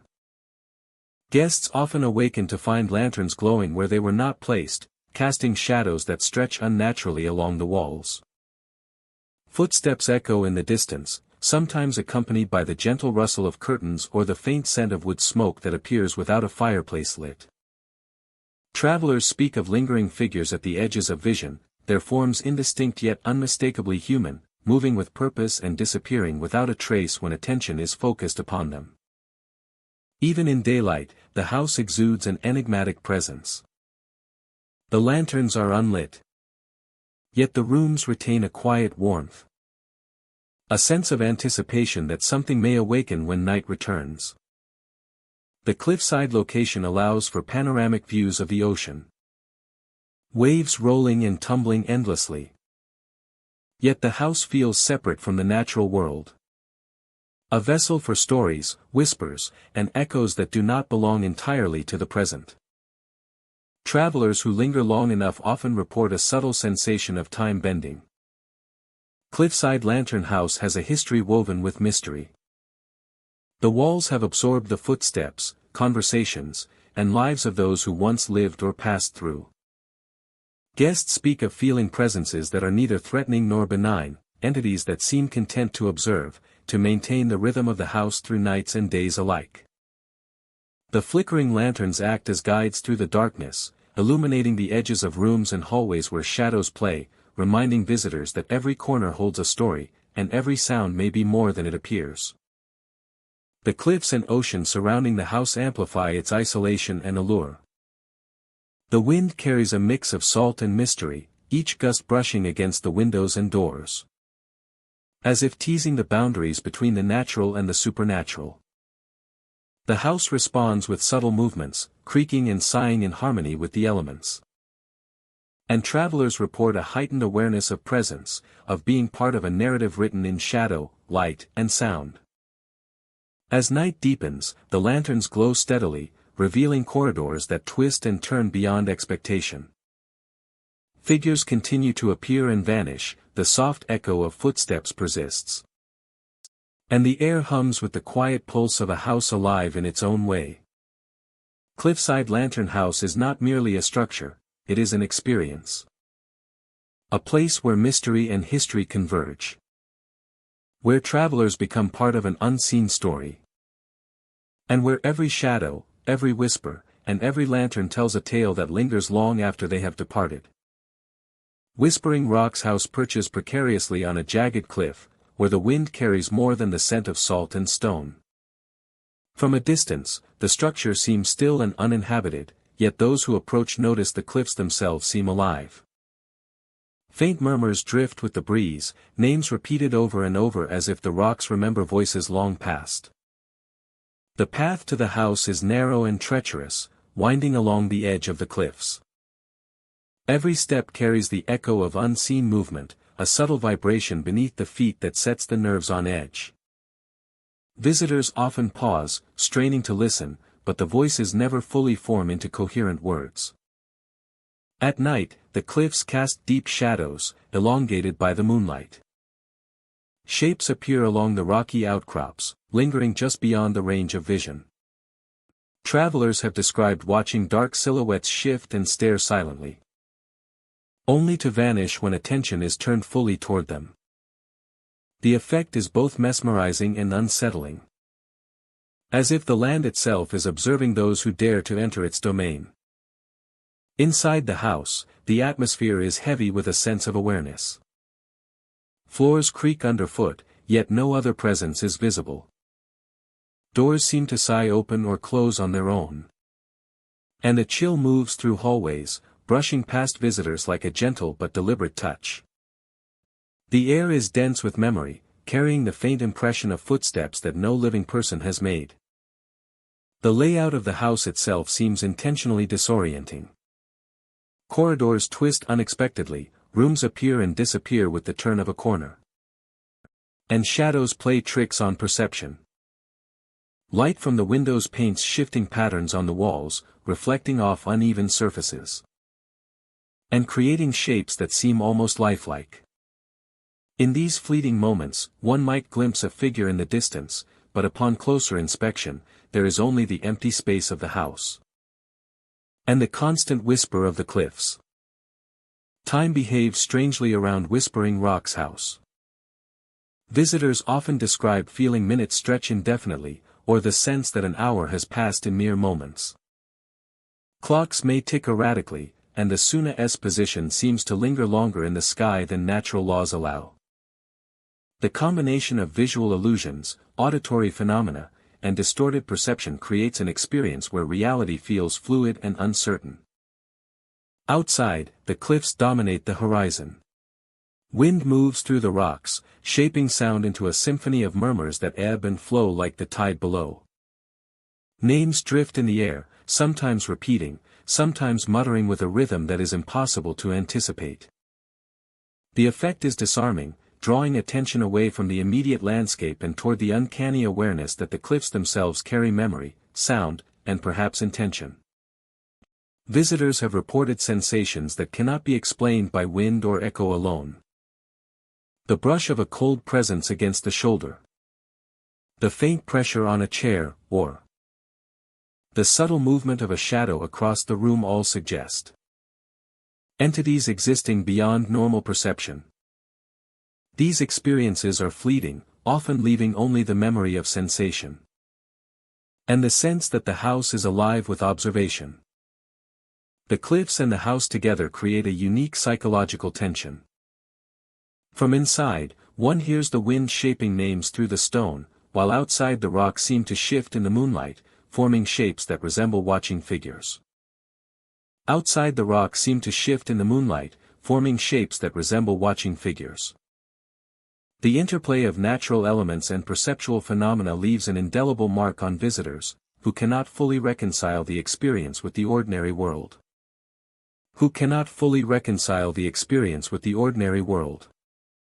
Whispering Rock's house commands attention without direct threat.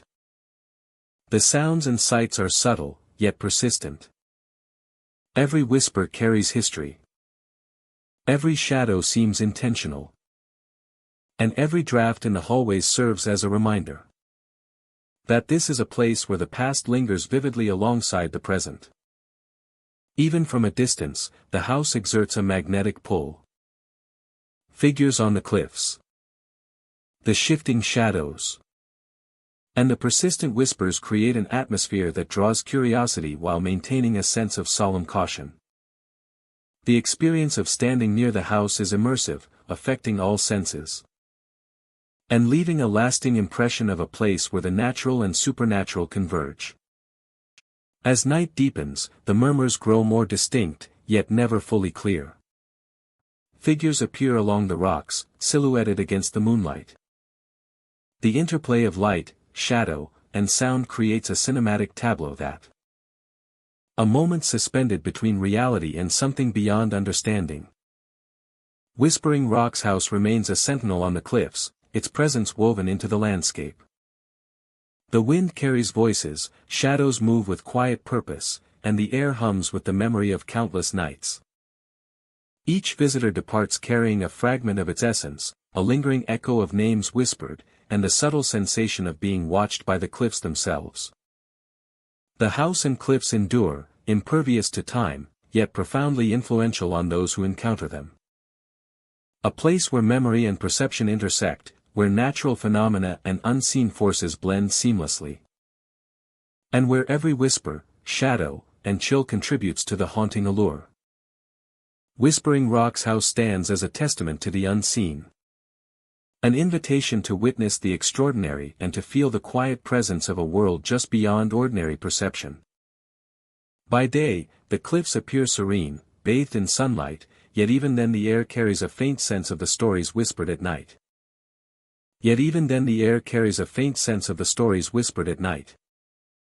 The house seems dormant but ready, as if aware of those who approach. By night, every sound and shadow becomes more pronounced, shaping an experience that is simultaneously captivating and unsettling. Whispering Rock's house endures as a place of mystery, a silent observer, and a monument to the haunting beauty of the cliffs and the voices they carry. Broken Mast House sits atop a jagged cliff, battered by salt-laden winds and surrounded by the constant roar of the sea. Its weathered wood and rusted ironwork speak of years spent resisting storms and time itself. From a distance, the house seems to lean toward the ocean, as if drawn by the restless tides, a relic of a seafaring past that refuses to fade quietly.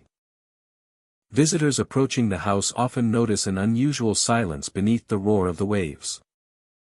The cries of gulls seem muted, and the wind shifts unnaturally, carrying with it a scent of brine and old timber.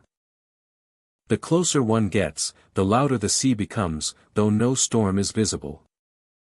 Waves crash with a hollow resonance, echoing through the cliffs and bouncing back toward the house, creating an uncanny symphony of the ocean. Inside, the house preserves the memories of its former owners, sailors who spent their lives at sea and left traces of that existence behind. The air is heavy with the smell of salt and damp wood.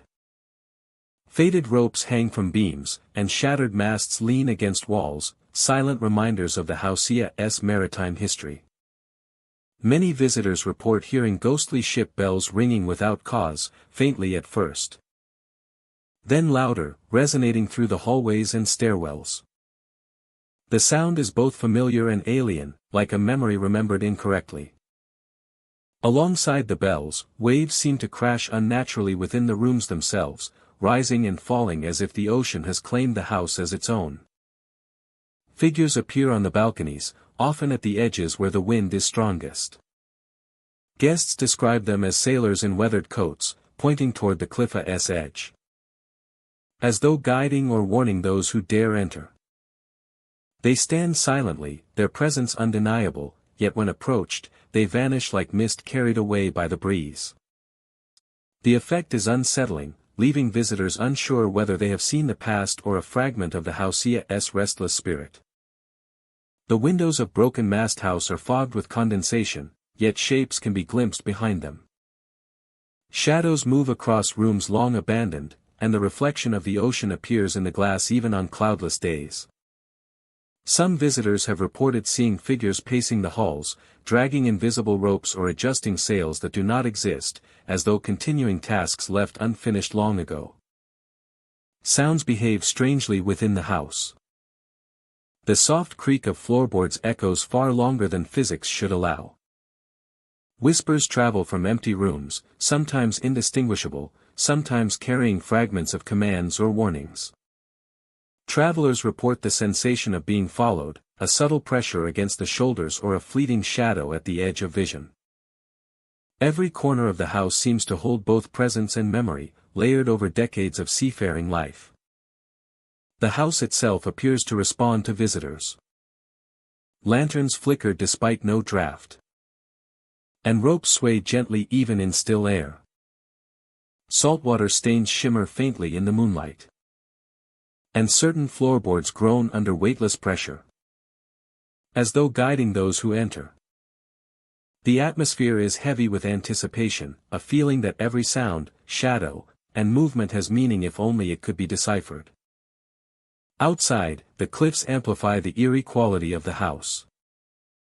The waves below surge and fall with relentless rhythm, sometimes sounding almost like distant singing. Mist rises from the water, curling around the structure and softening its sharp edges. The combination of wind, water, and stone creates a theater for the house's mysteries, a stage upon which the spirits of sailors and the house itself perform endlessly. Visitors often leave Broken Mast House with more questions than answers. The sea seems louder once they step away, as if the house has altered perception. Ghostly figures, ship bells, and the sensation of being watched remain vivid in memory. Even days later, the echoes of footsteps and whispers can be recalled with startling clarity, a lingering imprint of the house's presence. Broken Mast House stands as a testament to the power of memory and the persistence of the past. It blurs the line between history and haunting, between reality and the supernatural.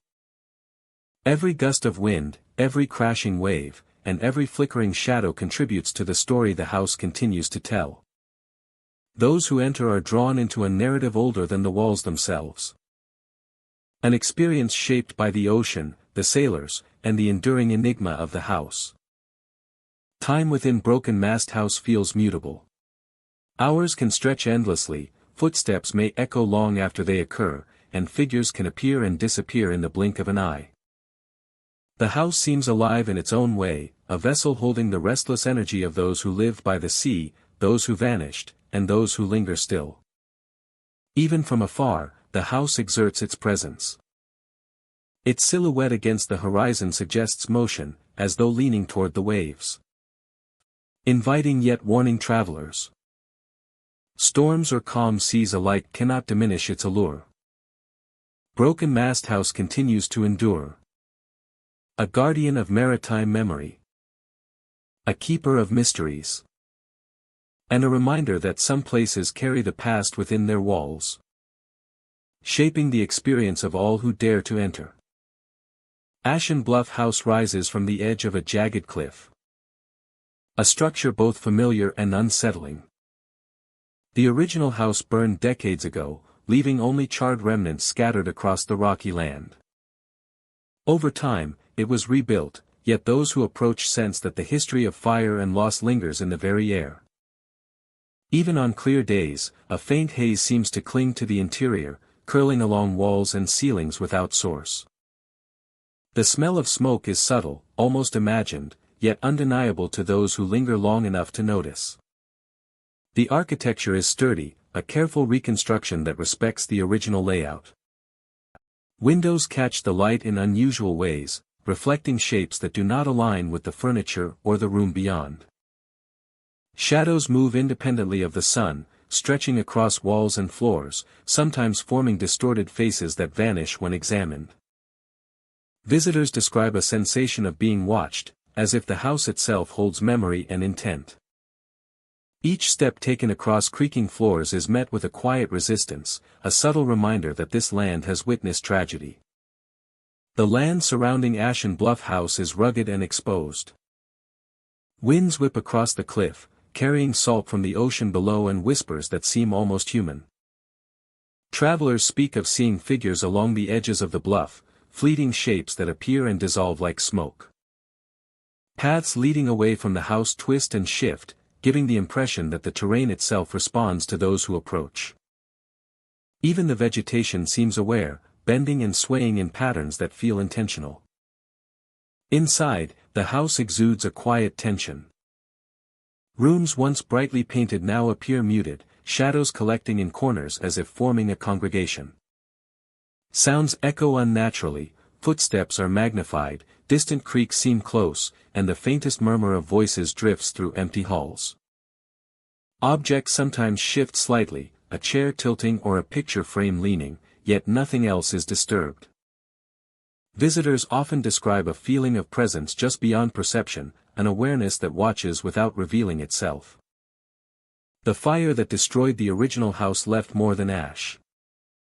It seems to have imprinted the land and structure with memory, replaying fragments of the past to those sensitive to its pull.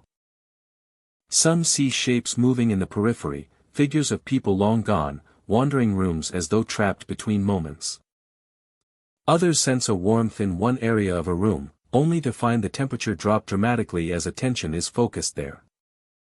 These subtle changes create an atmosphere of unease, a reminder that the house is not just wood and stone but a living repository of memory.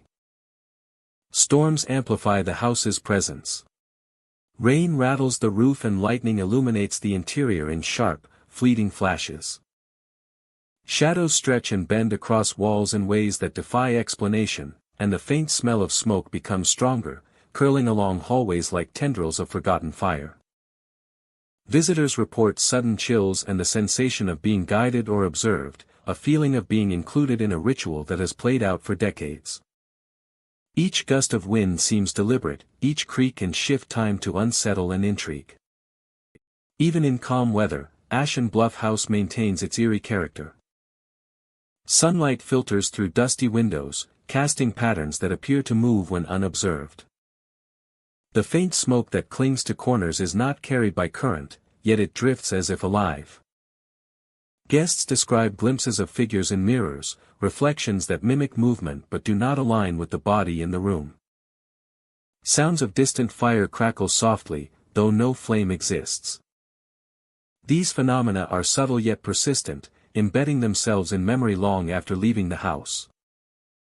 The cliff below reminds all who visit of the house's precarious placement. Some travelers see footprints along the edge, then vanish before they can be traced. Others hear faint cries carried on the wind, echoing as if from the fire itself. Time feels distorted in proximity to the house, moments stretching or collapsing without warning, making it impossible to measure duration accurately. Ashen Bluff House is a testament to memory, fire, and persistence. It exists not only as a structure but as an echo of what came before. A place where history is embedded in walls, shadows, and air. Visitors leave with more questions than answers. Impressions of presence and absence. Of fire and renewal intertwined. The house invites exploration but warns against casual curiosity. Reminding all who approach that some places retain the power of the past in ways that cannot be fully understood. For those who venture near, the house is unforgettable. Each shadow, each faint scent of smoke, and each subtle sound reinforces the sense that Ashen Bluff House is more than a building. It is a vessel of memory, a stage for echoes of history, and a guardian of the land upon which it stands. The cliff, the smoke, and the distorted shadows combine to create an experience that is immersive, unsettling, and deeply compelling. Leaving travelers with the awareness that some stories cannot be contained, and some presences cannot be ignored. Crumbled Edge House clings precariously to the edge of a weathered cliff, its foundation teetering over the jagged rocks and foaming waves below. Visitors approaching the house often notice an immediate chill in the air, a stark contrast to the sun and salt-laden breeze.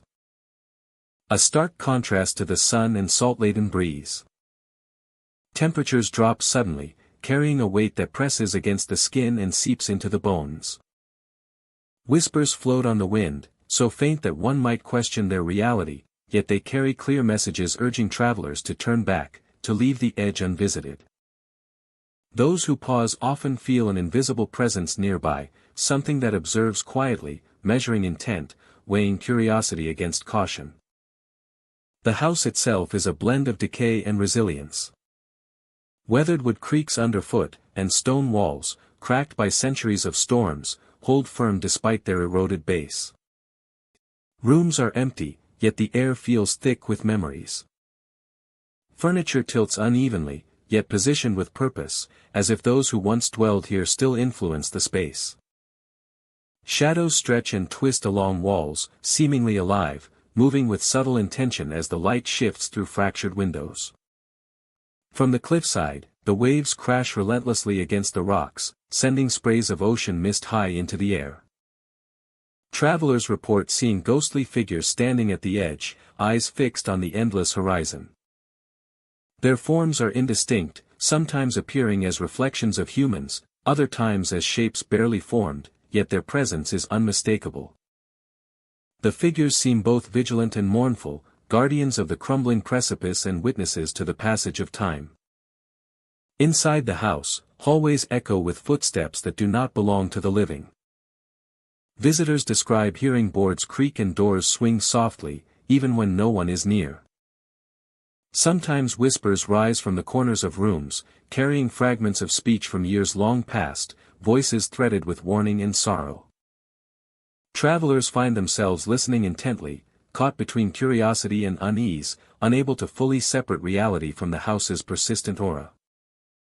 The interior air is tinged with the scent of salt, aged wood, and a faint trace of smoke, though no hearth burns. Lanterns, long extinguished, seem to flicker in the corners of vision, casting soft glows. Patterns of light and shadow create fleeting images of people who once walked these halls. Guests often report feeling followed, yet cannot see the source. A silent presence that moves in tandem with their own steps. As night falls, the house becomes both more beautiful and more unsettling. Moonlight glances off shattered windows and the fractured cliff, illuminating the precarious edges of the property. The waves below glimmer silver, carrying reflections of the ghostly figures. And casting long, distorted shapes onto the cliff face. The sensation of the cliff beneath the house adds to the tension. The ground seems unstable, shifting ever so slightly, a reminder of the relentless erosion and the tenuous grip the house maintains. Whispers grow louder with each gust of wind, carrying not just warnings but stories, fragments of conversations and lives that once existed here. Guests often feel an inexplicable pull toward the edge, as if the house itself is testing their resolve, drawing them into its history with both invitation and threat. Visitors who explore the interior note the interplay of light and darkness. Shadows appear longer than they should, sometimes stretching across rooms to follow the movement of those inside. Shapes form and vanish with a subtle rhythm, often just at the periphery of vision, leaving travelers questioning what they saw. The house seems alive in these moments, aware and responsive, holding space for the living while honoring the presence of the departed.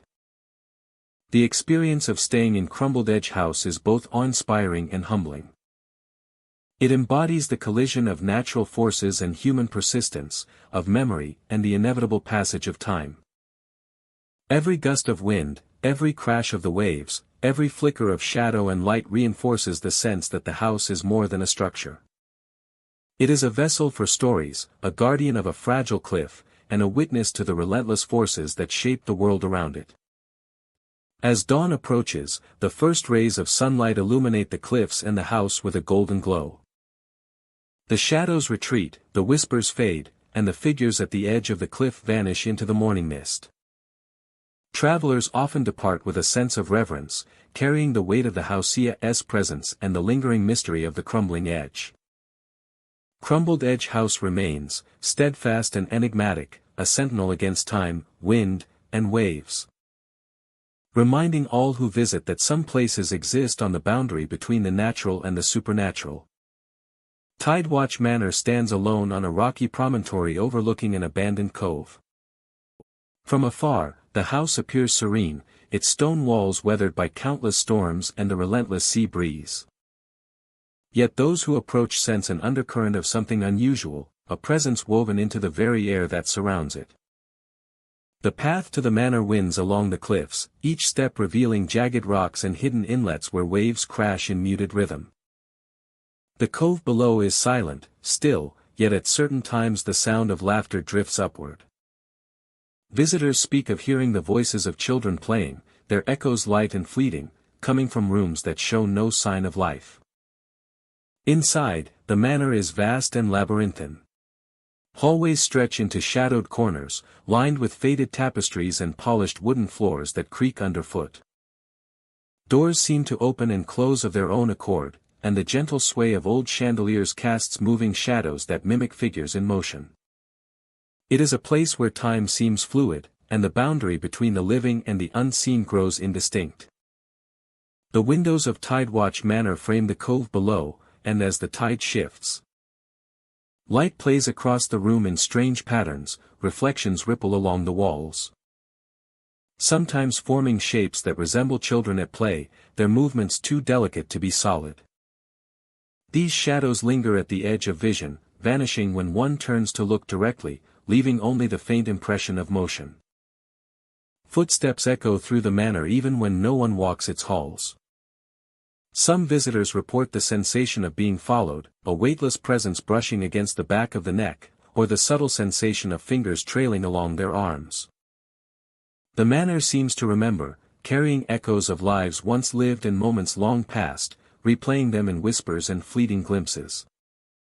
Outside, the cliffs are alive with the interplay of wind and water. Shadows stretch across the rocks, bending and shifting as if playing in invisible sand. The laughter of unseen children mingles with the murmur of the waves, creating an eerie symphony that draws visitors' attention to the natural world surrounding the house.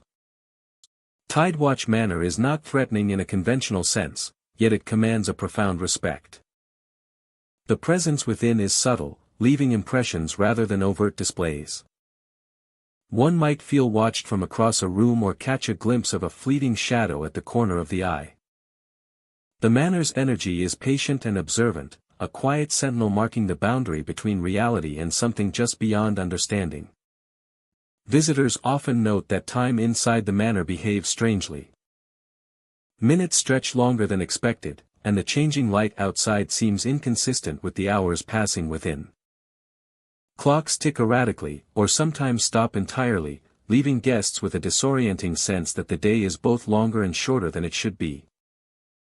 This distortion enhances the ethereal quality of the house, creating an experience that lingers in memory long after departure. This distortion enhances the ethereal quality of the house, creating an experience that lingers in memory long after departure. Rooms within Tidewatch Manor carry their own personalities. Some are warm and inviting, yet filled with a subtle sense of presence, as if watched by invisible observers. Others are cold, drafty, and echo with faint noises that have no visible source. Doors open gently, lights flicker, and the air seems charged with stories untold. Guests move through these spaces with a mixture of curiosity and caution, aware that the manor has a rhythm and logic all its own.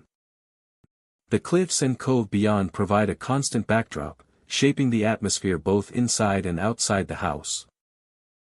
Shadows along the rocks mimic playful gestures, and the sound of waves often carries faint laughter or murmured phrases. Visitors have described a feeling of being drawn to the edge, as though the cliffs themselves invite contemplation of the unseen world beyond the cove. Tidewatch Manor endures as a meeting place between the tangible and the spectral. Children's laughter echoes in empty rooms. Shadows play along cliffs in impossible patterns. And the air is thick with the memory of those who came before. Each visit leaves an indelible impression, a sense of having witnessed something ancient and quietly powerful. Even in daylight, the house retains its strange charm. Sunlight glimmers across polished floors, casting reflections that suggest fleeting forms. The sea stretches endlessly, and the cove below mirrors the sky, calm yet alive with hidden movement. At night, the menorah's energy intensifies, the shadows lengthen, and the echoes of laughter grow clearer, as though the house awakens fully when darkness falls. Tidewatch Manor stands as a silent witness to time, tide, and memory. The abandoned cove and shifting cliffs form a natural stage for the unseen, where laughter, shadows, and the subtle brush of presence remind visitors of a world just beyond ordinary perception. Those who journey to the manor leave carrying fragments of its essence. A haunting melody of sights, sounds, and sensations that linger like the last echo of a wave breaking on the rocks. In the end, Tidewatch Manor is more than a house on a cliff. It is a living story, told through whispers and shadows, through the motion of the tides. And the laughter that defies explanation. Every visitor becomes a participant in its narrative, drawn into the delicate balance of natural beauty and subtle hauntings. And left with the lasting impression that some places, though silent to the unobservant, are never truly empty. Phantom Reef House perches on the edge of a jagged coastline, where the waves crash violently against the hidden reef below. Its weathered walls lean slightly as if shaped by centuries of salt and storm. From a distance, the house seems to float above the water, shrouded in mist that rolls in from the ocean, carrying with it a sense of foreboding that settles over travelers before they even reach the shore. The approach to the house is treacherous. Hidden rocks rise just beneath the surface of the churning sea, remnants of countless shipwrecks that have occurred over the years. Locals warn of the currents and sudden fogs, claiming that those who ignore the danger may find themselves trapped in time, guided to the reef by unseen hands. The house itself seems to watch, a silent sentinel over the wrecks it has witnessed, drawing the curious with its eerie allure. Inside, the air is heavy with the scent of salt and damp timber. The floorboards creak beneath each step, echoing down narrow hallways, where the light from the windows barely penetrates the gloom. Faded nautical charts hang crookedly on the walls, their edges curling and damp.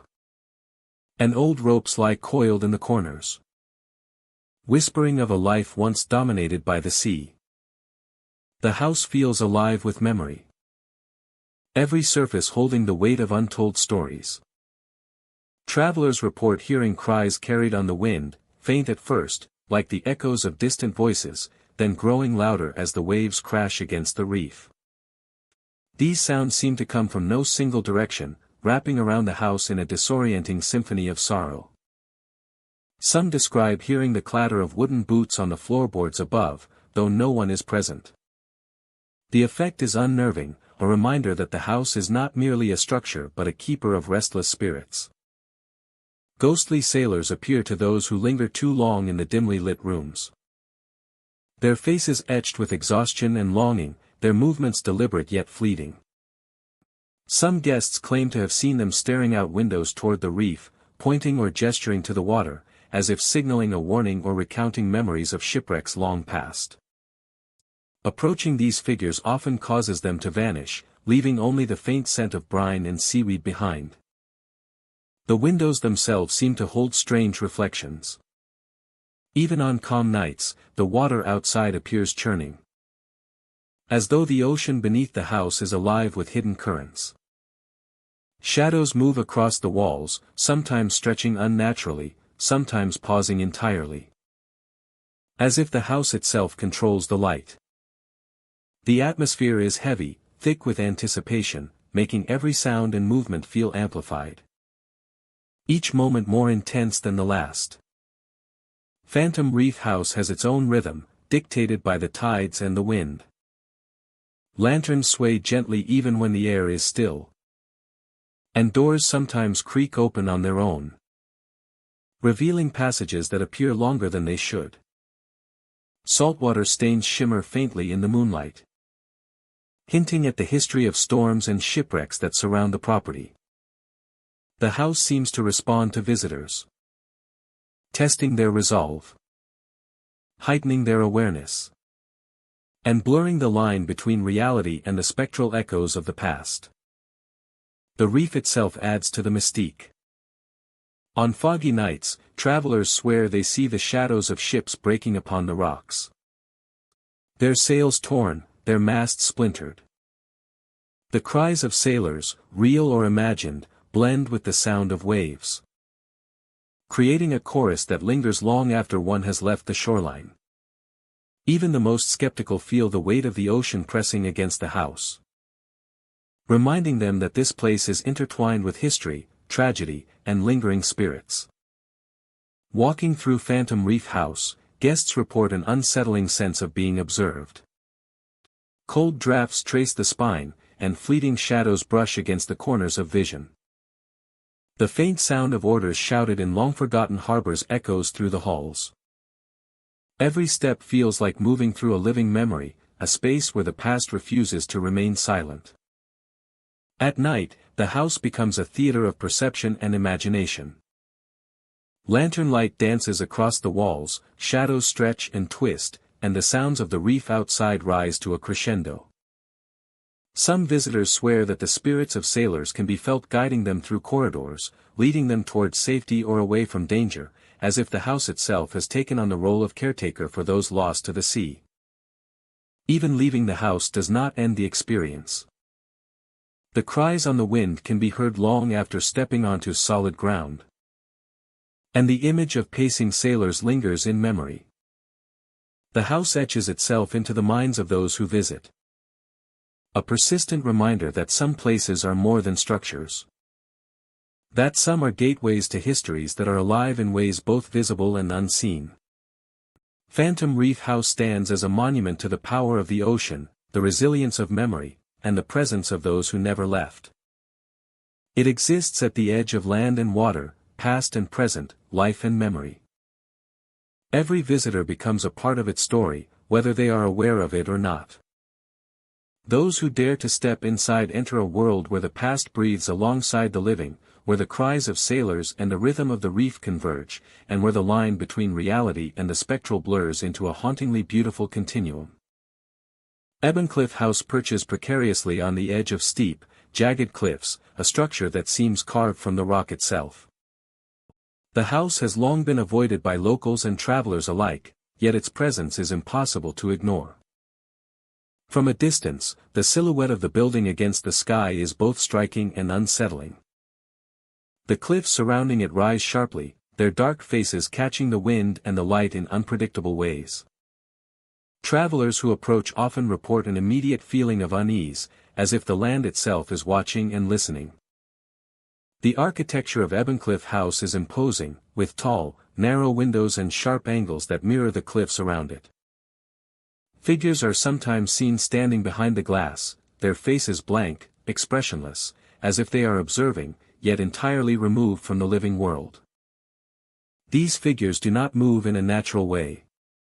They appear and vanish without warning, leaving visitors uncertain whether they have truly seen them or merely imagined them in a place that inspires dread. The air around the house feels heavier, charged with a subtle energy that heightens every sound and shadow. The cliffs themselves seem alive with whispers. Winds whip through narrow gullies, carrying voices that rise and fall like waves. Some travelers have reported hearing their names spoken softly, though no one is present. Others hear the faintest laughter, or the sound of footsteps tracing paths along rock faces where no path exists. The noises are intermittent, subtle, yet persistent, leaving an impression that the cliffs are aware of every movement. Each echo reinforces the sensation that Ebboncliff House is part of a larger presence, a meeting point between the earth and something unseen. Inside, the house retains an austere beauty, yet it is filled with tension. Floors creak under the lightest step, and drafts move along corridors in ways that defy explanation. Shadows do not follow natural patterns, they bend around corners, stretch along walls, and sometimes take on forms that hint at figures or faces. Windows catch reflections that do not match the room, offering glimpses of shapes and movements from outside or perhaps from other times. Visitors often describe a sensation of being observed from every angle, of their presence acknowledged without ever being directly confronted. Ebboncliff House has a history of isolation. The cliffs make access difficult, and storms can arrive with little warning, battering the structure and sending spray high into the air. During these storms, the atmosphere becomes charged, as if the house itself responds to the energy.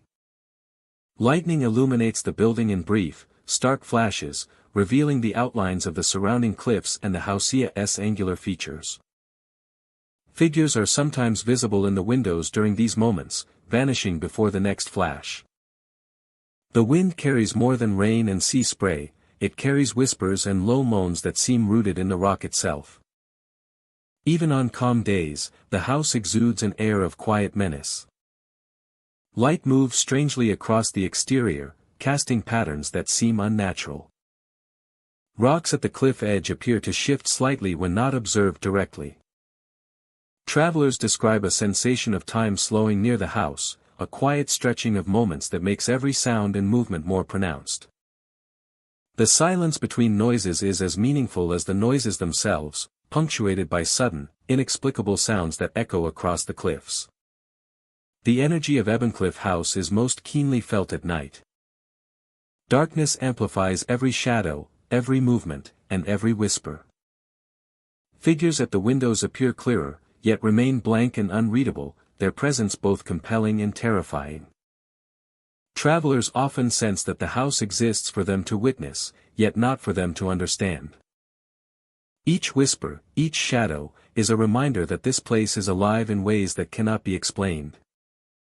A threshold between the ordinary and the inexplicable. For those who linger, the experience is unforgettable. The combination of jagged cliffs, the ever-present wind, and the mysterious figures creates an atmosphere that is immersive and inescapable. Some report faint shapes moving along the rock edges, and others feel brief touches of cold air that seem to move independently of the breeze. The house and the cliffs work together to create a story written in light, shadow, and sound. A narrative that is subtle, haunting, and persistent. Cliff House remains one of the most enigmatic locations along the coastline. It is not merely a building but a living intersection of earth, wind, and memory. Visitors leave with lingering impressions of figures at windows, whispers carried on the wind, and a deep sense that the cliffs themselves are sentient. The house invites exploration, yet demands respect. It is a place where the ordinary rules of reality are suspended, where shadows move with purpose, and where every visitor senses that they have stepped into a space that exists between the known and the unknowable. Those who encounter Cliff House are left with the certainty that some places carry a weight beyond measure. The cliffs and the house, the shadows and whispers, all combine to form an environment that is unforgettable. A location that etches itself into memory. Every creak of the floor, every shifting shadow, and every whispered word contributes to an atmosphere that is both captivating and unnerving. Ensuring that Cliff House is not just seen, but profoundly experienced. Shadow Point House sits perched on the edge of jagged cliffs. The wind whistles through the gaps in the weathered stone and wood. But there is more than the wind at work here. Travelers report a deep, low hum that vibrates through the floorboards and walls. As if the cliffs themselves are resonating with a hidden pulse. It is a sound felt in the chest, a quiet warning that something unseen is stirring within the house and the land around it. Approaching the house, visitors notice the subtle shifting of the landscape. Loose stones and soil slide from the cliff edge, yet the house remains steadfast. Vibrating ever so slightly with the energy that seems to emanate from beneath it. The wooden porch creaks underfoot. Even when no one has walked on it, a reminder that the house has its own rhythm, its own awareness. Every step taken on its thresholds carries the weight of history and an undercurrent of the inexplicable. Inside, the sensation of movement becomes more pronounced. Furniture appears to shift when unobserved, chairs tilting slightly, tables nudged from their original positions. Observers often feel the presence of something just beyond perception, a figure glimpsed in a peripheral shadow that disappears when fully seen. The stairwells are particularly unsettling. Visitors recount seeing shapes ascending or descending steps, moments where the air grows colder and the sound of footsteps echoes long after the figure has vanished. Shadow Point House is a blend of decay and meticulous preservation. The walls bear the scars of centuries, yet certain rooms maintain a strange order, as if the house chooses which spaces remain untouched. Shadows move with subtle autonomy, stretching along corridors and filling corners with dark shapes that seem aware of each visitor. Light filters through cracked windows, illuminating dust motes that hang in the air, revealing fleeting figures standing silently, then dissolving back into nothingness. Sounds are amplified in the house. A dropped object reverberates with an almost musical clarity, a creaking floorboard becomes a note in a larger, untraceable composition. Travelers have reported hearing whispers without direction, voices that speak of warnings, regrets, and memories not their own. The resonance from the cliffs below seems to carry these sounds, merging natural vibration with something more intangible, producing an atmosphere that is both captivating and unnerving. Rooms that appear ordinary at first glance often reveal their peculiarities upon closer inspection. Mirrors sometimes reflect figures not present in the room, brief glimpses of individuals standing behind the observer, silent and still. Candles, if lit, flicker without wind, casting shadows that defy logic, stretching and contorting along walls and ceilings. Some guests describe the sensation of being watched from every corner, a presence that moves in tandem with their own steps, never touching, yet always near. The stairwells of Shatterpoint House are particularly active. Figures can appear suddenly at the top or bottom, often motionless, before fading as if absorbed by the wood itself. The vibration of the house intensifies near these passages. A subtle tremor that is both unsettling and magnetic, drawing visitors into the rhythm of the home. Each step up or down carries the feeling of crossing a threshold between the ordinary and the spectral. A liminal space where the physical and the unseen intersect. At night, the house transforms further. Moonlight filters through broken windows, casting the interior in silver tones. Shadows lengthen and the hum from the cliffs intensifies, pulsing in time with the heartbeat of anyone daring enough to stay. Furniture moves silently across floors, sometimes accompanied by the soft creak of stairs, or the faint scrape of unseen hands brushing along walls.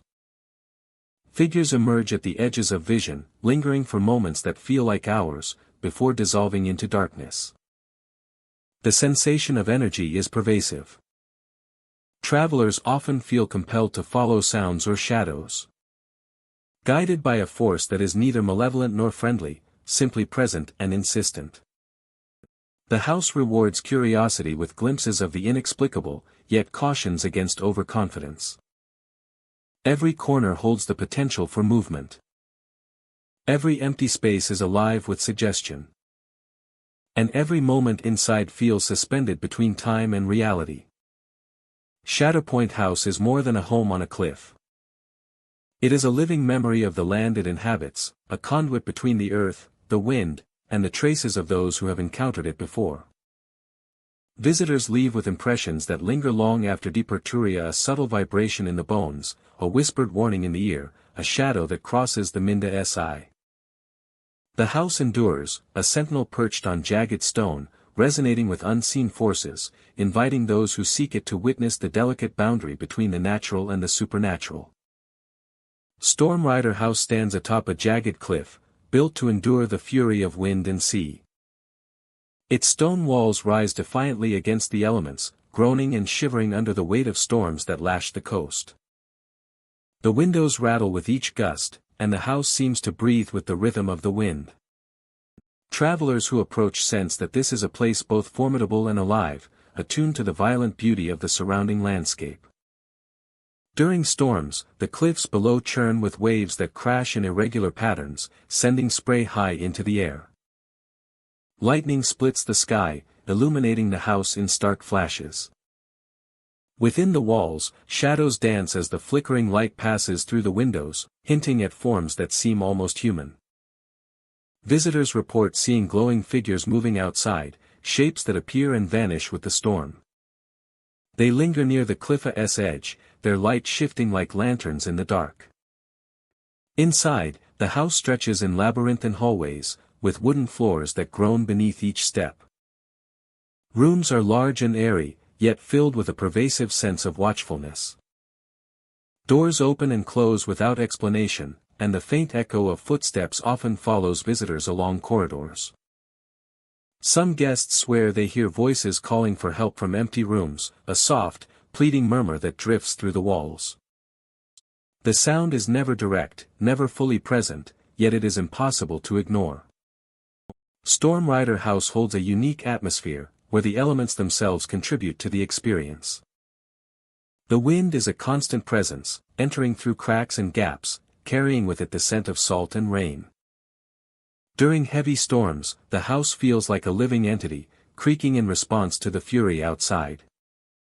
Visitors often notice the subtle signs of previous inhabitants, traces of lives once lived within the house. Old furniture sits as if waiting, books lie open to pages that seem to shift upon closer inspection. And curtains sway even in the absence of any breeze. Some report seeing glowing silhouettes near the windows, figures whose outlines are faint yet unmistakably human. They move with purpose, yet vanish the moment anyone attempts to approach. The storms that batter the cliffs contribute to the house's haunting rhythm.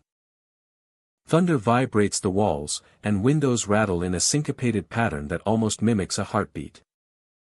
The combination of natural forces and subtle phenomena creates an environment where the ordinary and the supernatural feel entwined. Time seems altered here, minutes stretching and contracting as the storm rages. Guests walking through the halls often feel a presence nearby, a gentle pressure on the shoulder or the sensation of being watched from the corners of rooms. The air seems charged with energy, and the house reacts to movement in ways that defy explanation. Shadows shift independently of the storm, forming shapes that are fleeting but memorable. These glimpses suggest lives intersecting with the present, visitors encountering echoes of those who once called the house home.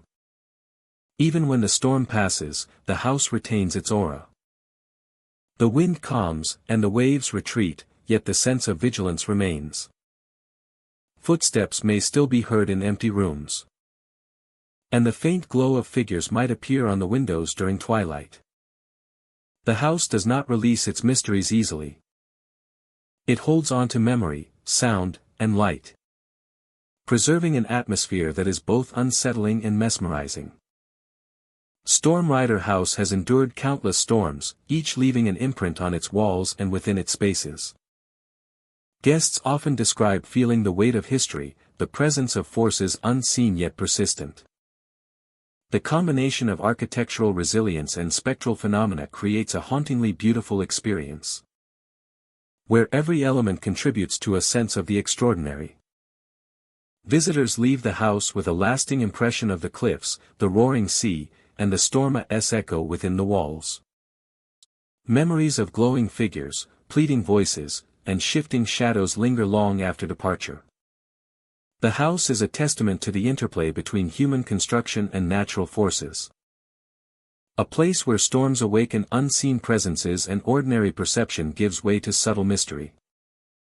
Storm Rider House stands as a sentinel against the elements, a home for both the living and the echoes of those long past. The storms will continue to batter the cliffs, the wind will howl through the hallways, and visitors will continue to witness fleeting phenomena that defy explanation. It is a place where nature and the unknown converge, where each visit is an encounter with beauty, danger, and the lingering whispers of a house that has weathered centuries of storms. Even in calm weather, the aura of the house persists. Sunlight reveals its grandeur and strength. Yet the sense of presence is never far from perception. Every corner, every hallway, and every window carries subtle signs of life beyond the visible. Guests walk through with awe and caution, where reality meets something quietly extraordinary. And the wind itself seems to carry the stories of those who came before. The legend of Storm Rider House endures not only through its imposing architecture and natural surroundings, but through the experiences of those who venture inside. Voices, glowing figures, and shifting shadows become part of the narrative, a testament to the house's persistent life and memory. Those who leave cannot forget the storm's echo, the sensation of being observed, and the haunting beauty that permeates every room, every window, and every gust of wind along the cliffside.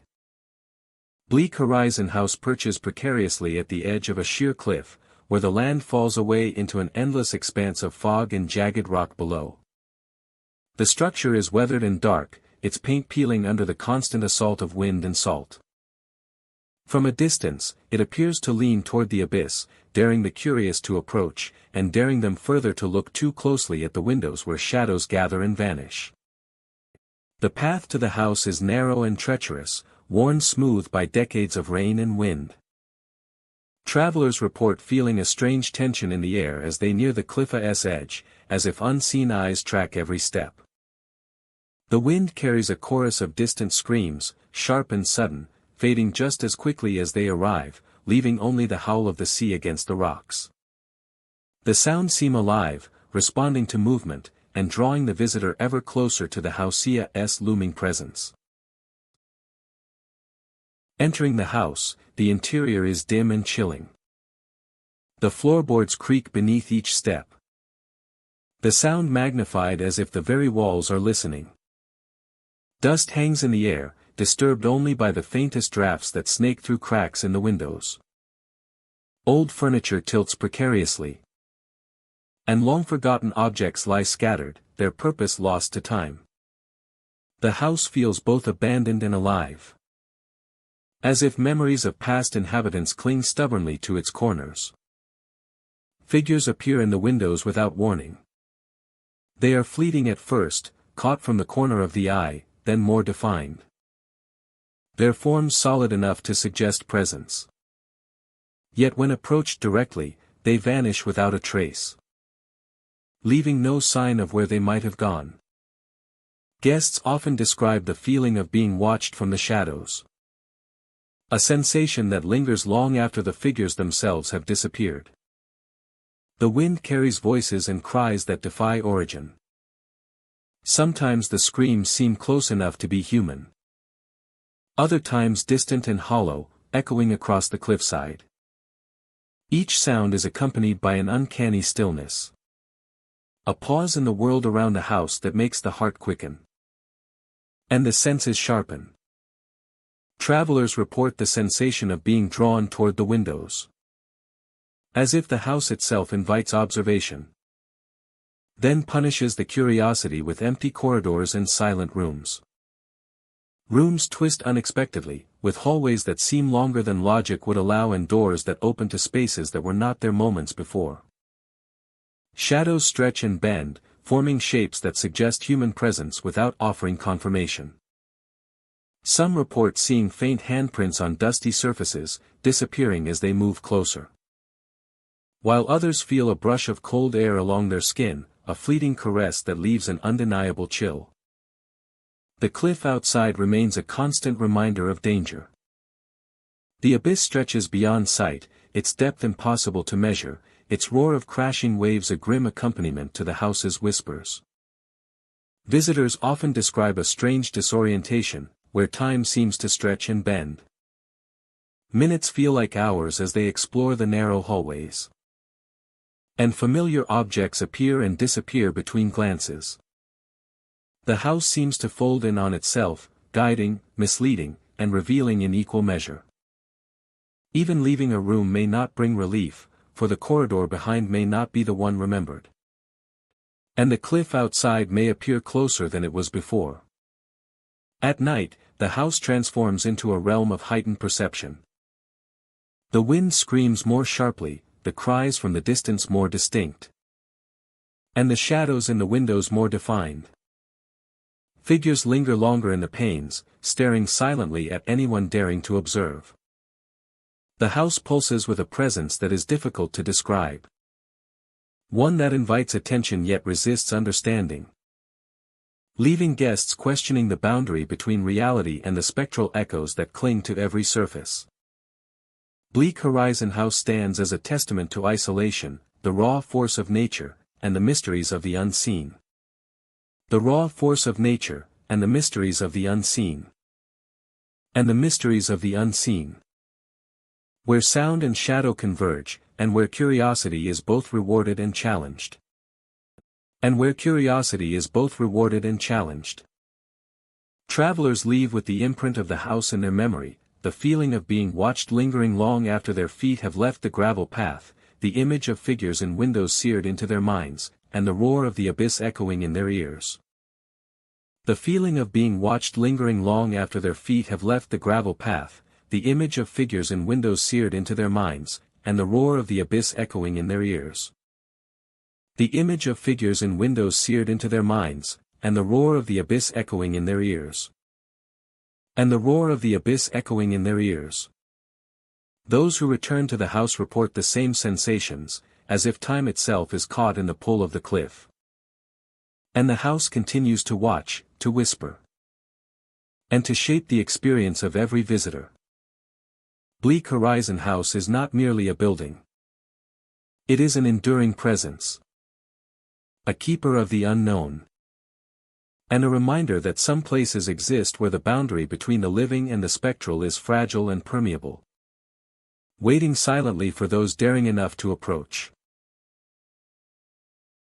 Edge of Eternity House rises from the cliff like a sentinel, its walls weathered by decades of storms and relentless wind. The structure is angular and unyielding, as if it has grown from the rock itself, molded by forces both natural and otherworldly. From a distance, it seems silent, yet those who draw near can feel the weight of its presence pressing against the air. The cliffs surrounding the house fall sharply into the ocean below, jagged and unforgiving, a natural barrier that separates this place from the world beyond. Travelers who venture close often report seeing figures scaling the cliffs. Scaling the cliffs, moving with an unnatural ease. Only to vanish without a trace. Some describe these figures as human in shape, yet impossible in detail. As if caught between realities. The cliff faces themselves seem to respond to movement. Shadows stretching and twisting, reflecting shapes that exist just out of sight. Every gust of wind carries whispers that are too low to catch fully. Yet linger long after the breeze has passed. The sensation is unsettling, as though the land and the house itself are aware of every approach, every step, and every thought. Inside, the house defies expectation. Rooms appear larger than they should be. Corridors extend in impossible directions, and stairways lead to places that cannot exist in the physical world. Time inside Edge of Eternity House is fluid and disorienting. Some who enter claim that mere minutes pass in what feels like hours. Others leave thinking only moments have elapsed, only to discover days have slipped by unnoticed. The walls seem to hum with a quiet energy. And every shadow has a depth and presence that cannot be explained. Windows overlook the edge of the cliff, and the view is breathtaking yet unnerving. The ocean crashes far below, waves glowing under the shifting light of dusk and dawn. Occasionally, a figure appears at the edge, climbing or balancing on rocks, only to dissolve into the air as if swallowed by nothingness. These fleeting visions leave witnesses shaken, with a sense that they have glimpsed a world that exists alongside, or perhaps within, our own. The house, silent and watchful, seems to orchestrate these moments, selecting who may see and who may not. The air carries an electric tension, heightened during storms. Wind sweeps through broken shutters and open windows, carrying salt and spray, yet also something intangible, a subtle vibration that sets nerves on edge. Lightning illuminates the house in brief, jagged flashes, revealing every sharp angle, every cliff line, and sometimes the ghostly outline of a figure appearing at the edge. Each storm seems to intensify the house's presence, making the walls, floors, and shadows more alive, more aware of each person daring to remain inside. Despite its isolation, the house leaves impressions that linger long after departure. Visitors describe subtle changes in perception, a constant awareness of being observed even in the absence of visible figures. Furniture may shift slightly, objects are sometimes found where they were not placed. And faint footsteps echo along corridors that seem impossibly long. The sensation is not malevolent, yet it is undeniable. A persistent reminder that Edge of Eternity House remembers all who enter. And that memory stretches far beyond the limits of ordinary human experience. The cliffs themselves contribute to the house's aura. Jagged rocks seem to shift when not directly observed. And the wind carries noises that hint at movement and activity just beyond perception. Travelers report hearing soft cries, whispers, and the echo of steps that do not correspond to any visible presence. The interaction of cliff, wind, and house creates a dynamic, immersive environment that defies simple explanation. Time, sound, and perception blend into a single, haunting experience that leaves visitors questioning what is real and what exists only in the periphery of consciousness. At night, Edge of Eternity House transforms. Shadows grow longer and move independently, cast by moonlight and perhaps by forces unknown. Figures that may have been glimpsed on the cliffs become more distinct yet remain intangible, existing in the space between the earth and the sky. The house breathes with the rhythm of the waves below, each crash echoing through the walls, each gust of wind carrying whispers that seem to come from both inside and outside simultaneously. The combination of cliff, house, and the unseen forces at play creates a place that feels suspended between worlds, eternal yet fleeting. Those who leave often speak of the lasting impression the house imparts. Edge of Eternity House is more than a building. It is a sentinel, a presence that watches, waits, and remembers. The cliffs, the wind, the shadows, and the whispers coalesce into an experience that transcends ordinary perception. Every figure glimpsed, every sound heard, every shift of light is part of a narrative written in time itself, one that visitors cannot fully grasp but cannot forget. Edge of Eternity House stands at the boundary of understanding, a place where human perception falters and the extraordinary becomes tangible. It is a home for shadows, a keeper of moments, and a witness to every visitor who dares approach its cliffs. Time bends here, the unseen observes, and the house endures, watching endlessly, waiting patiently, never forgetting, and leaving all who encounter it forever changed. Thank you for exploring the haunted cliffside houses of California with me tonight. The cliffs are beautiful, yet treacherous, and the houses built upon them carry the weight of curses, history, and restless spirits. Some visitors leave shaken, some never return, and some find themselves haunted long after the cliffs are out of sight. If you ever wander along California's coastline at night, remember these tales. Step carefully, listen closely, and beware the whispers carried by the wind. Would you dare spend a night at the edge of a cursed cliff, or would you retreat into the safety of the night? Rest well, my friend, until our next haunted journey.